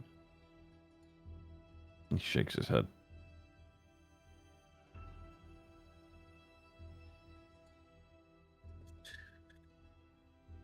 Hmm.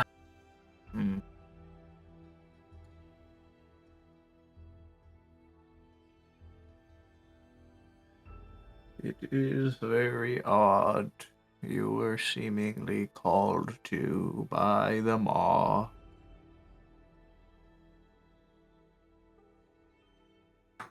We are trying to figure out what happened and hopefully, perhaps prevent any further loss from taking place to this occurrence. And what you've been able to tell us has been very helpful. And I am sure it has not been easy remembering many of those memories.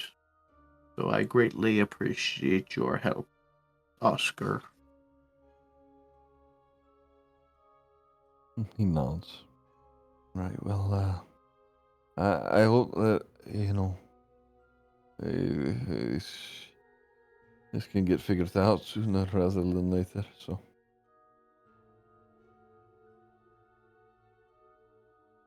Us too. We will do our best.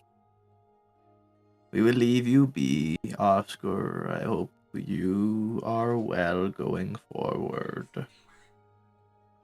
He nods. Davin then sees you out of the dwarves' home. Yeah, he walks along with you.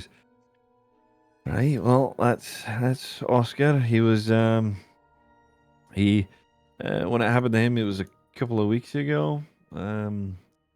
This next girl,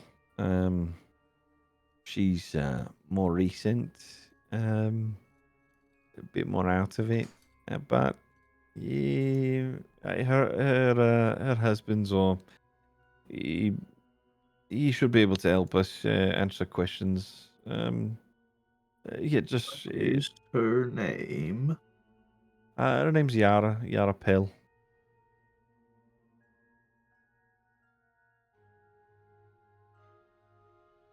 So many notes. Yara Pell? That's a lot of names. Dude, you have no idea. My NPC folder has just been snowballing, dude. There's so many yellow dots on my fucking graph now. It is. Time to subdivide them into towns. Oh, trust me, dude. Mine are all divided. It's a whole thing. Devin then leads you not far off in another part of the neighborhood where he knocks on yet another door. His house is a little nicer, but not by that much. There is a young human man with dark skin, white hair. He answers the door. Davin greets him pretty warmly and addresses him as Henry before you were all let in. You can tell the man is stressed, but doing his best to handle it. And he leads you to their bedroom where you see an elven woman who she's got long blonde hair, like a sea green bonnet. She's staring out their bedroom window, looking, just like glancing out of the window itself. You can see it has a distant view of the ocean. And as you walk in, she doesn't even seem to realize that you're there. Davin, he speaks up. This is Yara. And he sort of looks over to Henry. What were we going to say, yo? I was just gonna say hello. I'm just gonna do my greeting. Greetings, Yara. She does not turn. Henry, he sort of goes and he sits down next to her, and he holds on to her hand, and this seems to get her attention, and she turns to face all of you. There's a deep look of confusion on her face. Her eyes seem tired and distant. And when she looks at you, it seems like she is staring out beyond you. Hello, Yara. My name is Yo Conko.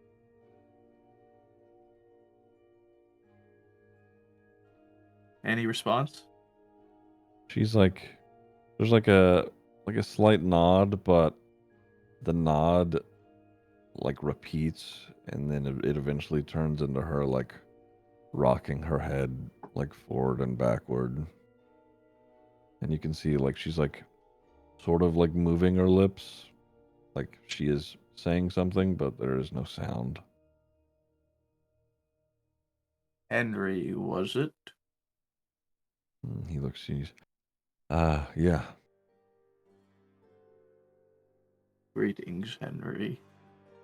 Unfortunately, I may be a bit straight to the point as we are trying to figure things out, and admittedly, I do not want to take up more of your time than we need to. Yeah, of course. I mean, Devins, he's given me he gave me a rundown. We believe we have some direction as to what we are looking for, and I am going to just ask you directly, have the both of you, or even just Yara specifically, lost a loved one to the Maw?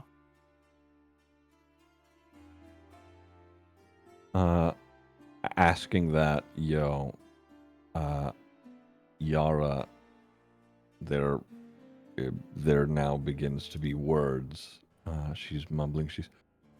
She's there. I can, she can come back. She, like, no longer, like looking at you all, and her head turns, and is facing back out the window. And Henry, he like pauses to catch his breath, and he's, it was her brother, 6 months ago.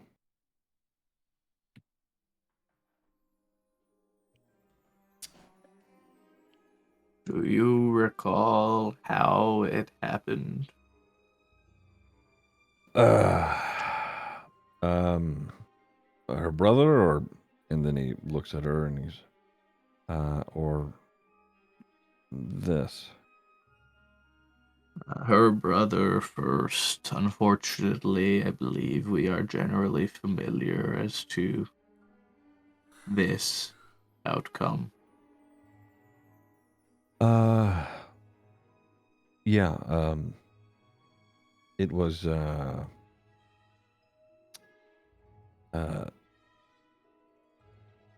he was out,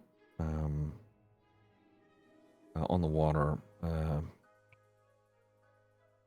He and a few friends, got, they they had one too many drinks. They got out on, it was a smaller boat, and they were out on the water most of the day. They got a little too loose, careless. Ended up in a pool that they couldn't get out of.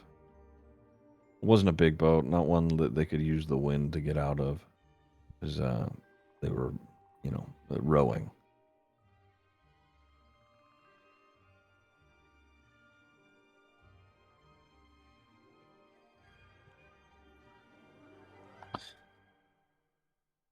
I see.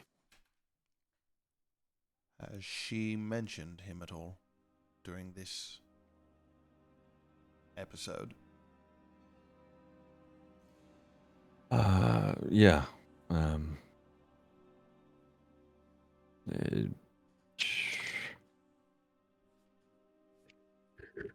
She.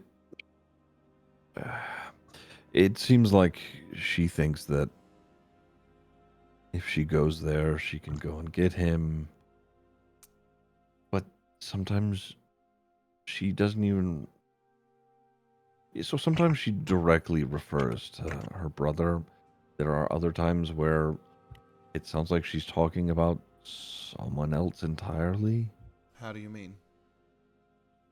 Like, there's like a woman down there that she can also go and save. I don't know. This woman have a name? She No, she's never said a name.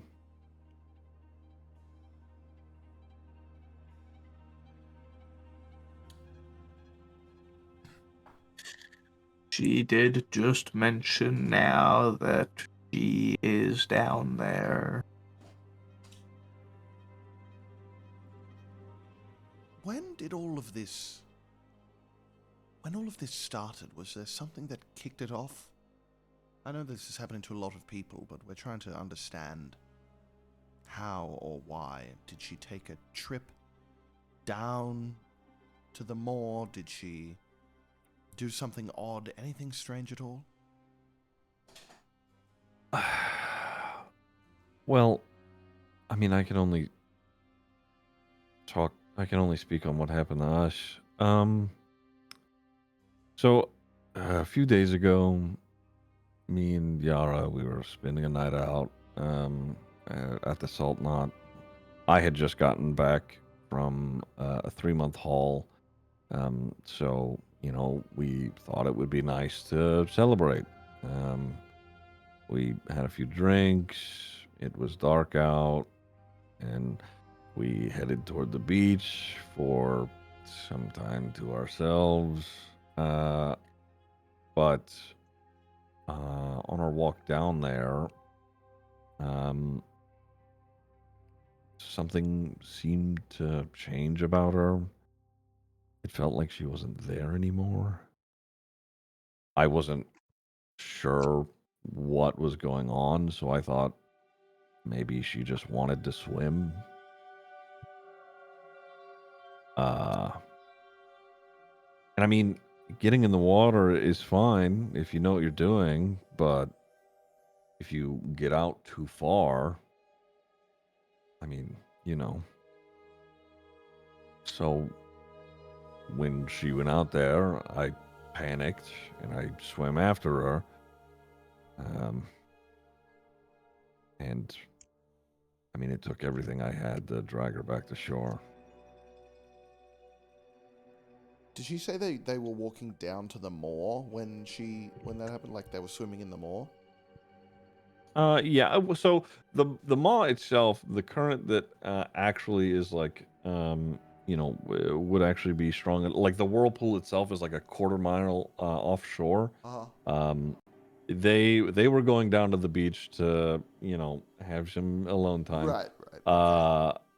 Yeah, and she just like essentially went blank and started walking into the water. Did this happen to her?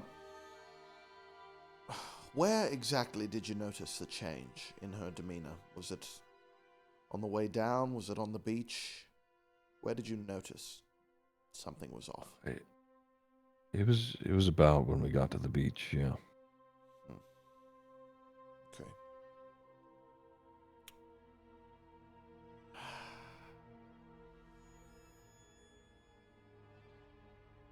Anyone else have any questions?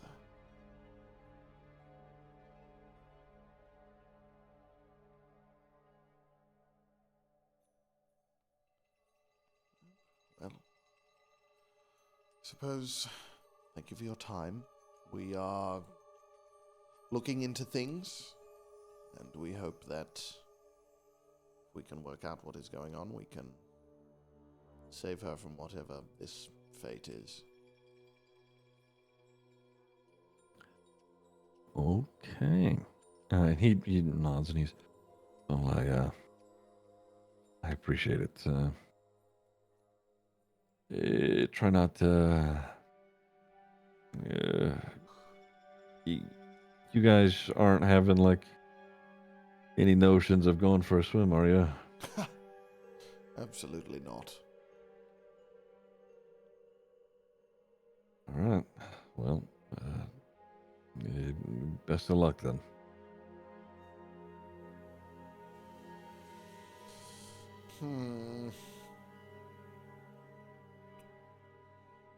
Head out and we go back to the tavern, guys? Departing from Yara's home, Davin, to the third and final house. Oh, Yeah, he leads you to his sister's house, where his nephew would be. Davin, he walking you through the neighborhood. He once you get to the house, he doesn't knock, but rather just enters. Inside, you see two people, man and a woman, who at the very least, the woman has a similar look to Davin. Sort of dirty blonde hair, a bit older. But the man and the woman appear to be in a state of panic. The woman says, and this would have been in the time frame that you all were out speaking to some folks. She says, he was just here 20 minutes ago. I went to bring him supper and he wasn't there. And Oh dear. she points towards a room. There's a window open. She's, we can't find him. Davin. Davin, he goes, shit, he's a scrawny 18-year-old kid, real short, dirty blonde hair like mine. Go. We'll look nearby, and he's gathers his sister and brother-in-law. one guess where he's headed, everyone. To the bar! We are going to do. Hold on, we'll do this for a second. We are going to do a skill challenge. There are going to be 5 checks that we're going to make here. You all get one. You all each get one per person. So here at the start, you tell me when you want to be the one acting in these moments. You want to get 3 successes before, and if you do, before 2 failures across the checks that you make. The outcomes will affect what happens. Question. Sure. Question. I don't know. But I would obviously. Well, actually, I don't know. Compared to how much faster than Yo am I? Or are we like around the same speed? I think I dust you, dude. Yeah, I think he might dust you, actually. Although you can both move. We both got pace. Both of you are pretty fast. C, I'm pretty sure like you can bonus action everything. dash. Oh, you have 2 dashes. Yeah, you have. That's what I'm saying. If I yeah. burn everything, Yeah. I guess I technically do too. Yeah. I have base 55 movement speed, and then I could use Step of the Wind for a bonus action dash, and then I could use my other dash, so I can go up to 160, 70, 165. Wait. I want to say you guys literally move at like a very similar pace if you are. Yeah, they were very close. Speedy. Yeah. Rogues have 2 dashes. Okay. We got pace. We got pace. So just the tortoise and the hare sprinting. Okie doke. You dart outside. It is still pissing down rain. There are no signs of it letting up. The wind is howling past. The water stings on your skin as it flies by. Who is doing what first? Oh wait, we have to elect someone first before we know what the check is. If you, I will say one of the first things, if you want, you could be doing, maybe looking for something to, maybe I don't know, get a track on them. You have a general direction, yes? Maybe perception. Maybe perception. Or investigation. Mm-hmm. Yeah. Who's doing Highest, what? who's got highest investigation? Keel could. Keel's All probably 6. investigation. Keel is somewhat sober now, right? Keel's sobered up. I'll tell you what. This isn't a part of the skill challenge. Keel, give me a con save. We'll see. We'll see Okay. how sobered Keel is. Yeah. Seeing that one. Oh. 15. I would say That's- Keel, not all the way sober, but winding down for sure. I will let you make a straight roll for your either It's in that perception or flow investigation here. Okay, he's gonna start looking around for anything like footprints, anything that could indicate a direction. Okay. 16 in total. On the muddy road, just out back behind the house, you would be able to identify some fresh footprints in the damp ground. They are headed southeast toward the harbor docks. That is one success. Keel's gonna gather everyone and point it out to him. Okay, we have direction. You are 20 minutes behind wherever Corvin is headed. You are running through the streets, starting your search for him. You head toward the dock where you see a ship and its crew doing their best to weather the storm and are offloading cargo. They are in the direction of where he may have been headed. What do we do from here? There's a bunch of people out here on the docks at this point. It is crowded, I would say. It's a very large ship. Aubrey, work your magic. What does that mean? What does that mean? What does that mean? Perhaps one of these people have seen something, Aubrey.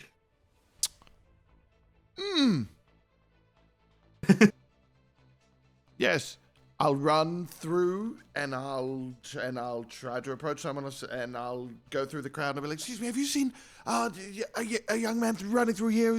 And I'll describe him. He's like a scrawny guy. He said, right? Sure. You see a young man, scrawny guy running through here?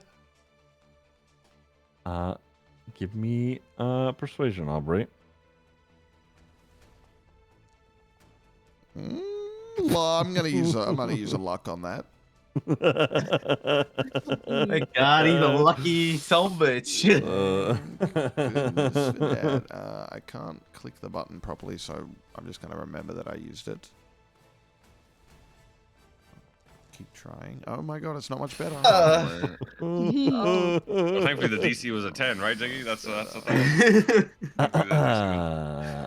You running up to one of the dock workers and asking him quickly. He's already angry that he has to be working in the rain. He's fuck off, mate, and he's still just like pushing through. It's a large crew continuing to work on the docks here. It is crowded. It's difficult to get through the direction that you want to be headed in.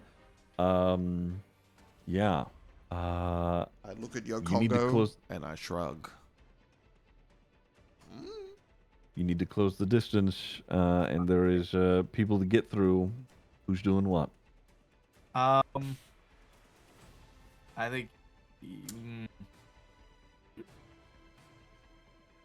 Iokaku's gonna just try and kind of push through the crowd. Nimbly, quickly, kind I of would say pushing in between. Yeah, go ahead. I was gonna say, if we're gonna risk it, if me and Yokonku do that and then push ahead of these guys, it would be that. Yeah. Because then I could help him push through the crowd. Could we do it together? Hand in hand. It would leave us The going power of ahead. teamwork. It would leave us going ahead of everybody else. So it would kind of put us it's either we push that and then wait, or we push through and then it's us two. But we're also way behind. I think. So it's I would say if you want, you could sort of, kind of how a group navigates through like a big, concert or a party. Just sort of, lock together and start pushing through people with someone at the front who's, managing to actually get through, whether they're weaving or actually pushing people. You could certainly do that. What would that be? What check would that be? Either athletics or dexterity. That's me. Or no, it might be you. Athletics or dexterity, and +6 to dex, and +5 to athletics. It'd be wait, is it modifier? Wait, sorry, thing? +3. A +3 modifier, +3 to dex. At +4. I'll do athletics at +5. I'll do athletics at +5. Is yours just higher? Is yours higher? No, my highest would be dex at +4, like 18 +4. That's perfect. Ooh. 23. Yokonko leading the pack, pushing and pulling you guys through. Eventually, you make your way through the slippery dock. 2 successes, 1 failure. Through the slippery, crowded area of the harbor, you find yourself nearest the coast. I will say, to the south is the coast of the Verdant Strait that has a few boats on the water that could be used to row quickly toward the maw. To the east is the waters of the maw itself. Who does what, and in what direction do you head in? It's got to be someone who hasn't done anything yet, right? For the skill check. Have to go one direction, Steve. right, Tiggy? Uh, I mean, either way, you know that likely Corvin is headed east. What path he has taken exactly, who knows? What you could try and figure out here is, could you take a rowboat? The waters may carry you more quickly on, toward the eastern shore, or Okay, if yeah. you just directly head to the eastern coast yourself.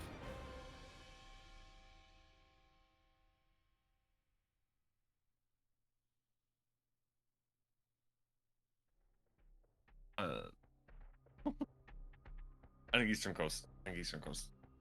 I think we just Okay. go. Okay.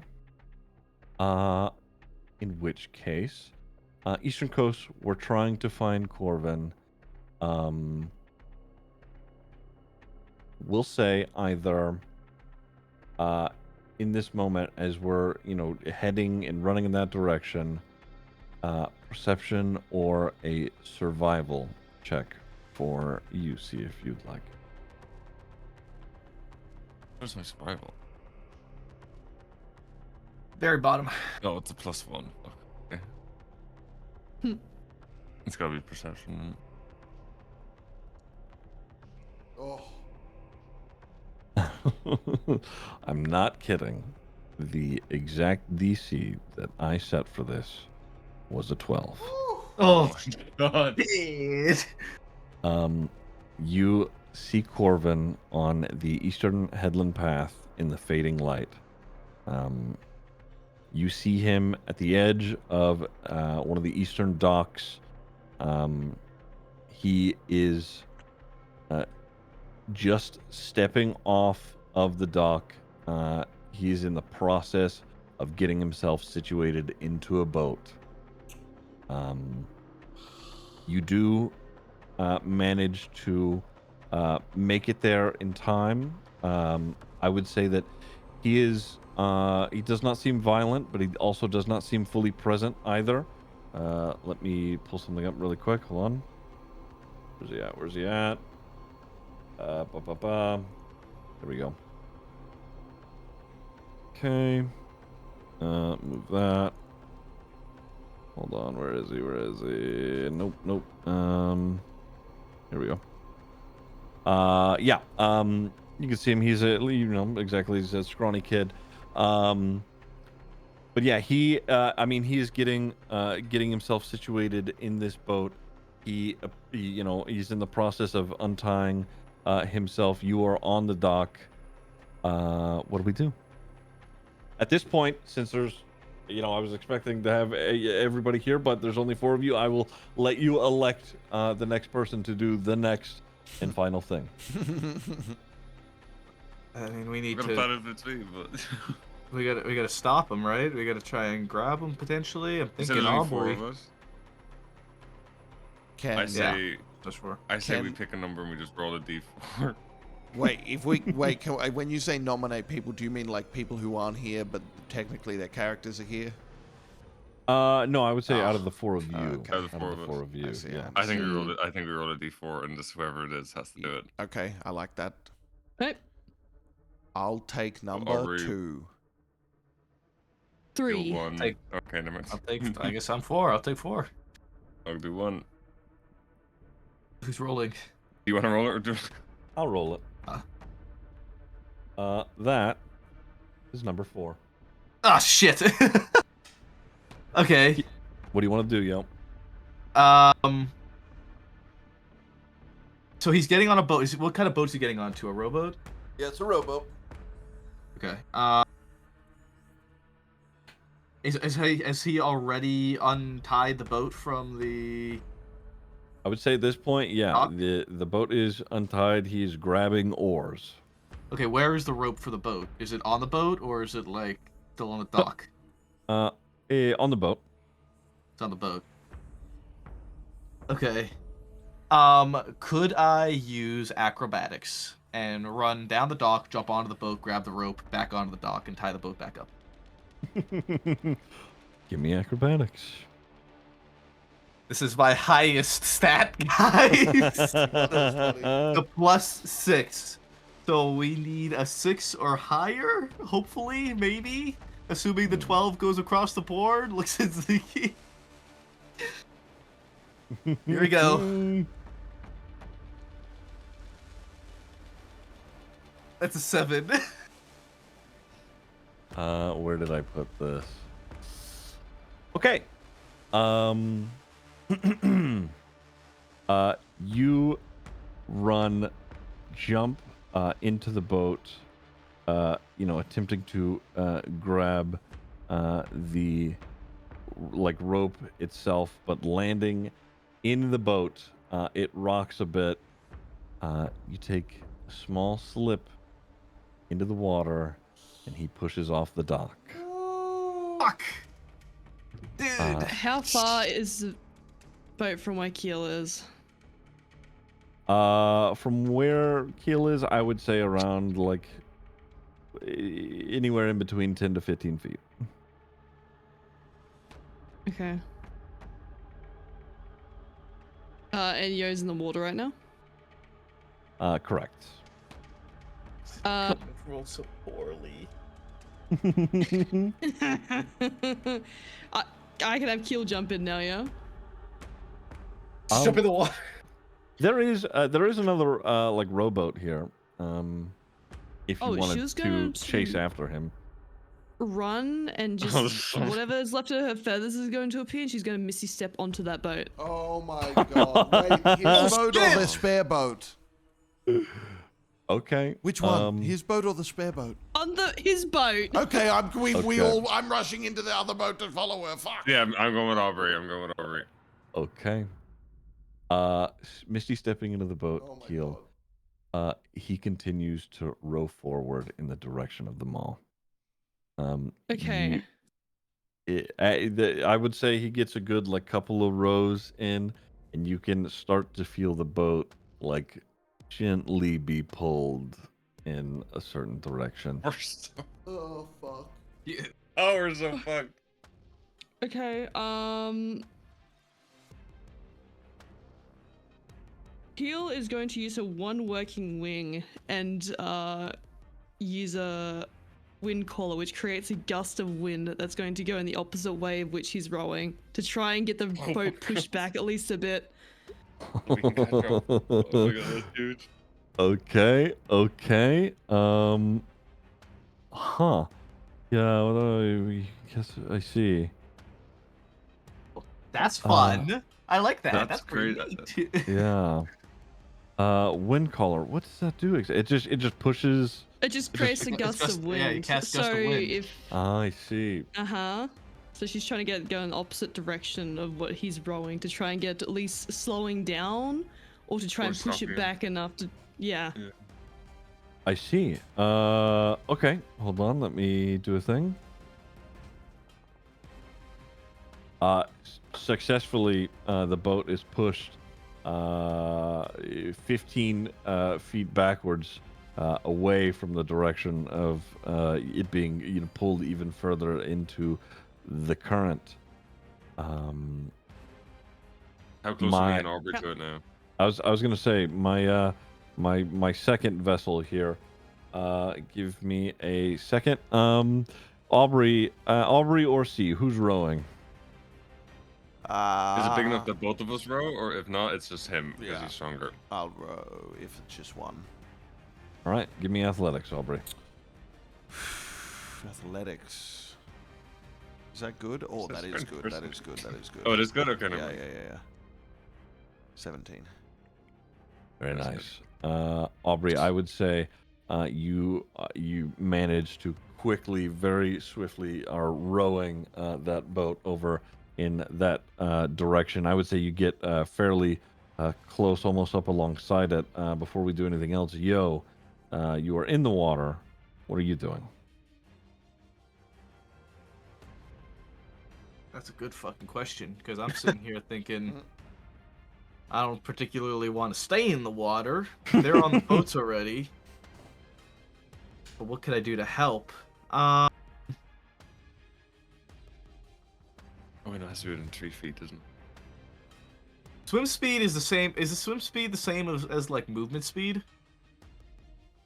More or less, yeah. Are you swimming in their direction?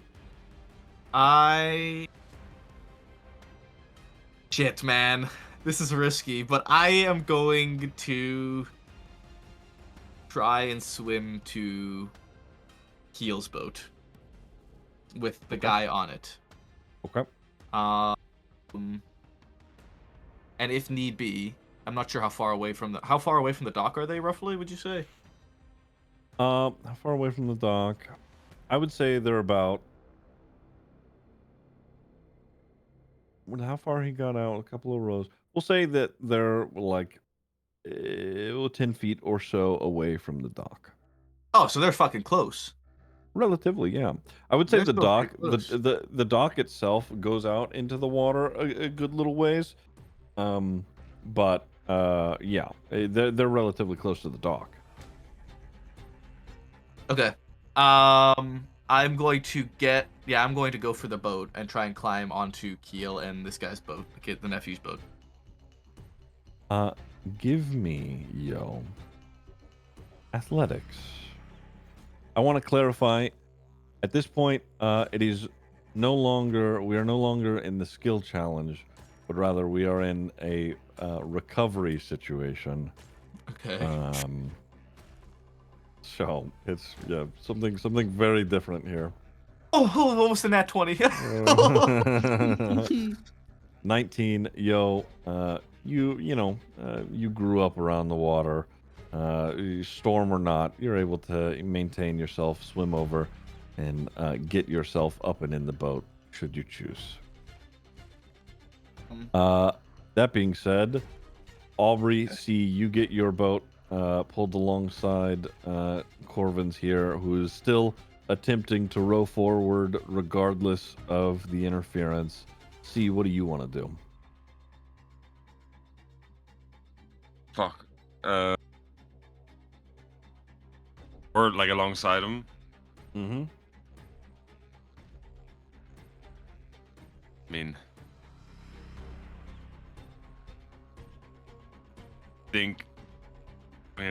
who would go next? I'll tell Aubrey to get on the boat, and I'll take Aubrey's position because I think Aubrey would have a better chance of restraining him than I would. Okay. Okay.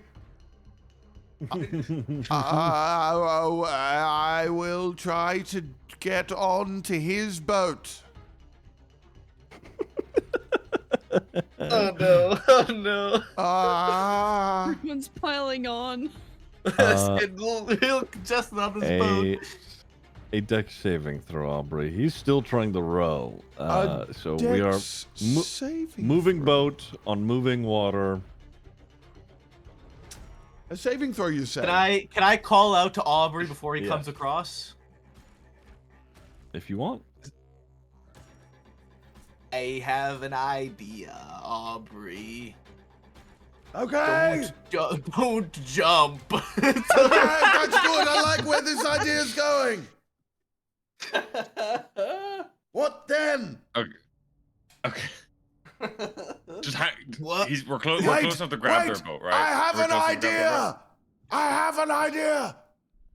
I look at the guy.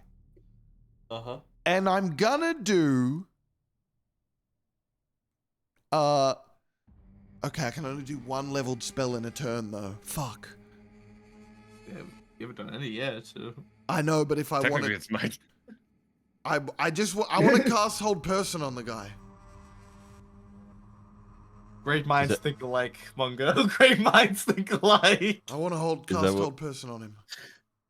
Is that what you do? Yeah. What's the spell save DC on that? Oh gosh, probably not much. 14.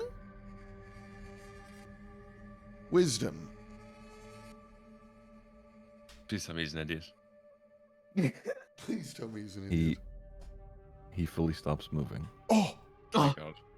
But grab. Go, roll the other way. Roll the other way. Okay, Can we roll do the other things, way. Ziggy, or do we have to wait for you to tell us that it's our turn to do something? You have whatever you want to do right now in this very moment. Yokaka's gonna grab the oars and start trying to row the other way, like row back to shore. Keel's gonna cheer yo on. Give me athletics, yo. Is he also rowing us back Any- to any- shore? Yeah. Any help from Keel cheering me on? Sure, I'll let you do so at advantage. C, also athletics. It's a dirty 20. Okay, because we're still in that fucking current, aren't we? Yo. Oh my god, athletics. Mm-hmm. Oh, this is a straight roll. Oh thank god. Oh, huge! Uh, Huge! Both of you, both vessels rather, make it back to the dock, fighting against a very strong, very dangerous current. But you are able Holy to fuck. row yourself backwards out from the grips of them all. Oh my lord. I'm gonna be I'm so happy you did that because my plan was going to be even worse after that. Like, Yeah, I had listen, a you last said ditch- jump over. I said, okay. Well, if that went wrong, my plan was gonna tell everyone jump off the boat, and I was gonna cast sleep. Crazy. Just get everybody away, cast sleep, hope for the best. He's asleep at the helm and the boat is being sucked in. I didn't think that far ahead. Okay. Fuck. I was gonna use Stunning Strike on him. Yep. Yeah. I looked at my spell Oh, list and I was yeah, like, that oh my god, I can finally use one of my like innate Oh. spells. Massive, dude, massive. You pull get the boats tied back up, pull Corvin up back onto the dock. Yeah, he seems sort of out of it. Is there any like obvious tell as like something that stands out, like maybe in his eyes, or can I check, or is there something that's like unique about him? 'Cause Give obviously he's me charmed in some way, so. give me give me insight or medicine.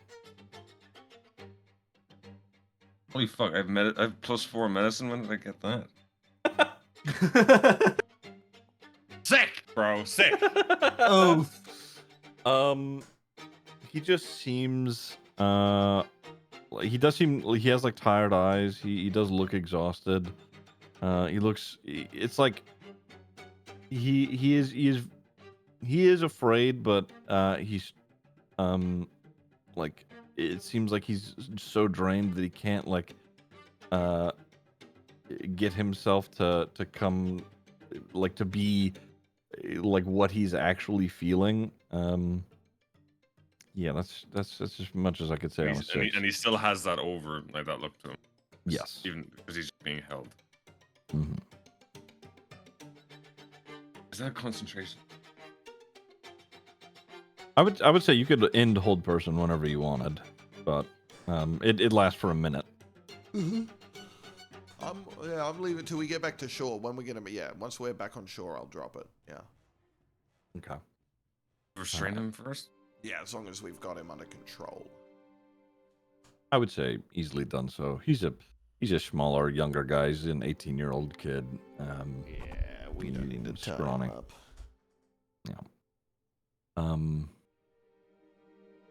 And the spell drops, and he's sort of just like he's struggling to keep his eyes open. He's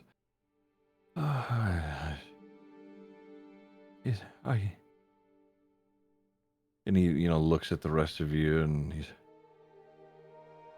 It's. Can't you hear it? What do you hear? It's. We cannot hear it.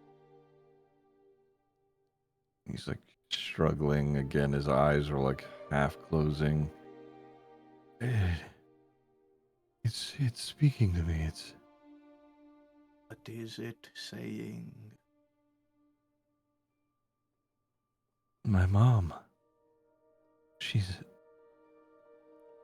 waiting for me.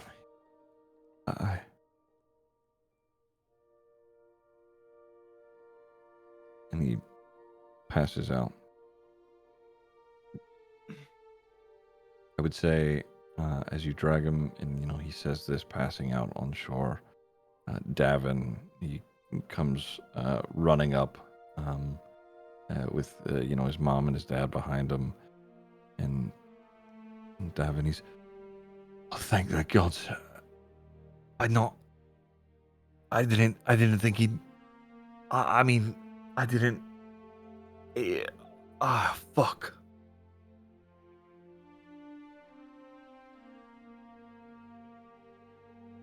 The questions you had asked those folks, talking about, how everybody had lost someone to the maw over the however long. And he points at Corvin and he goes, he's the real mom. She did not die in the maw. She was sick.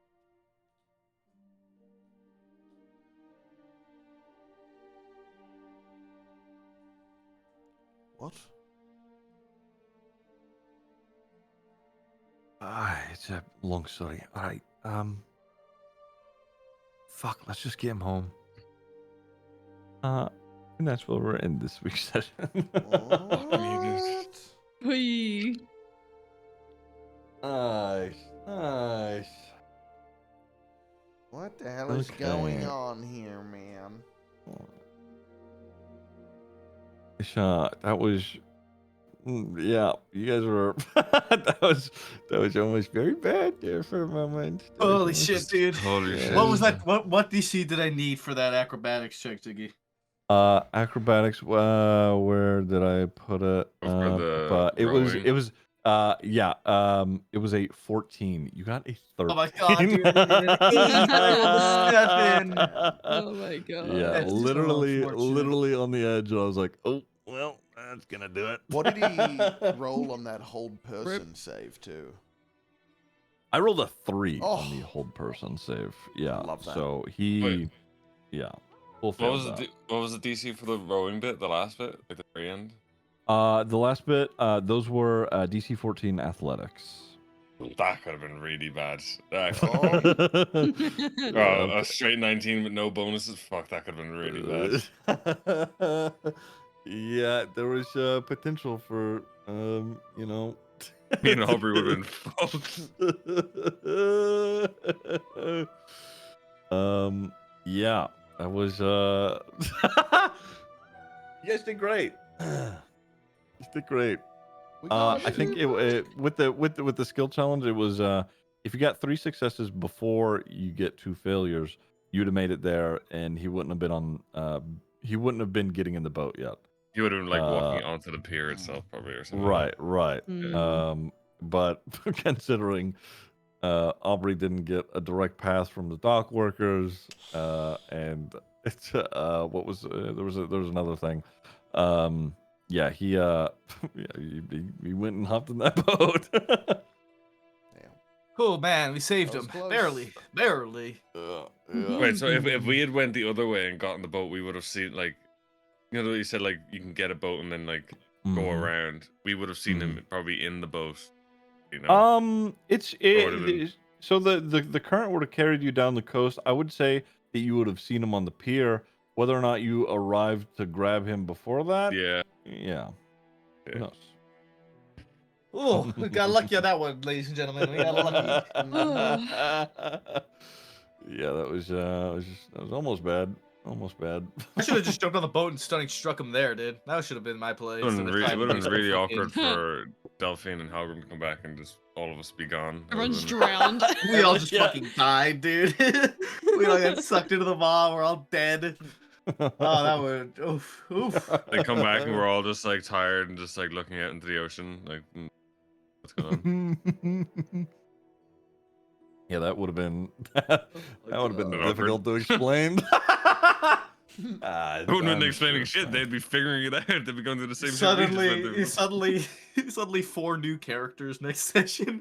Yeah, exactly. These guys. Hello. Oh, who are you? Hi. Oh fuck. Oh, Okay. I'm just happy I'm getting to use more of Keel's random shit she has. I'm like, haha.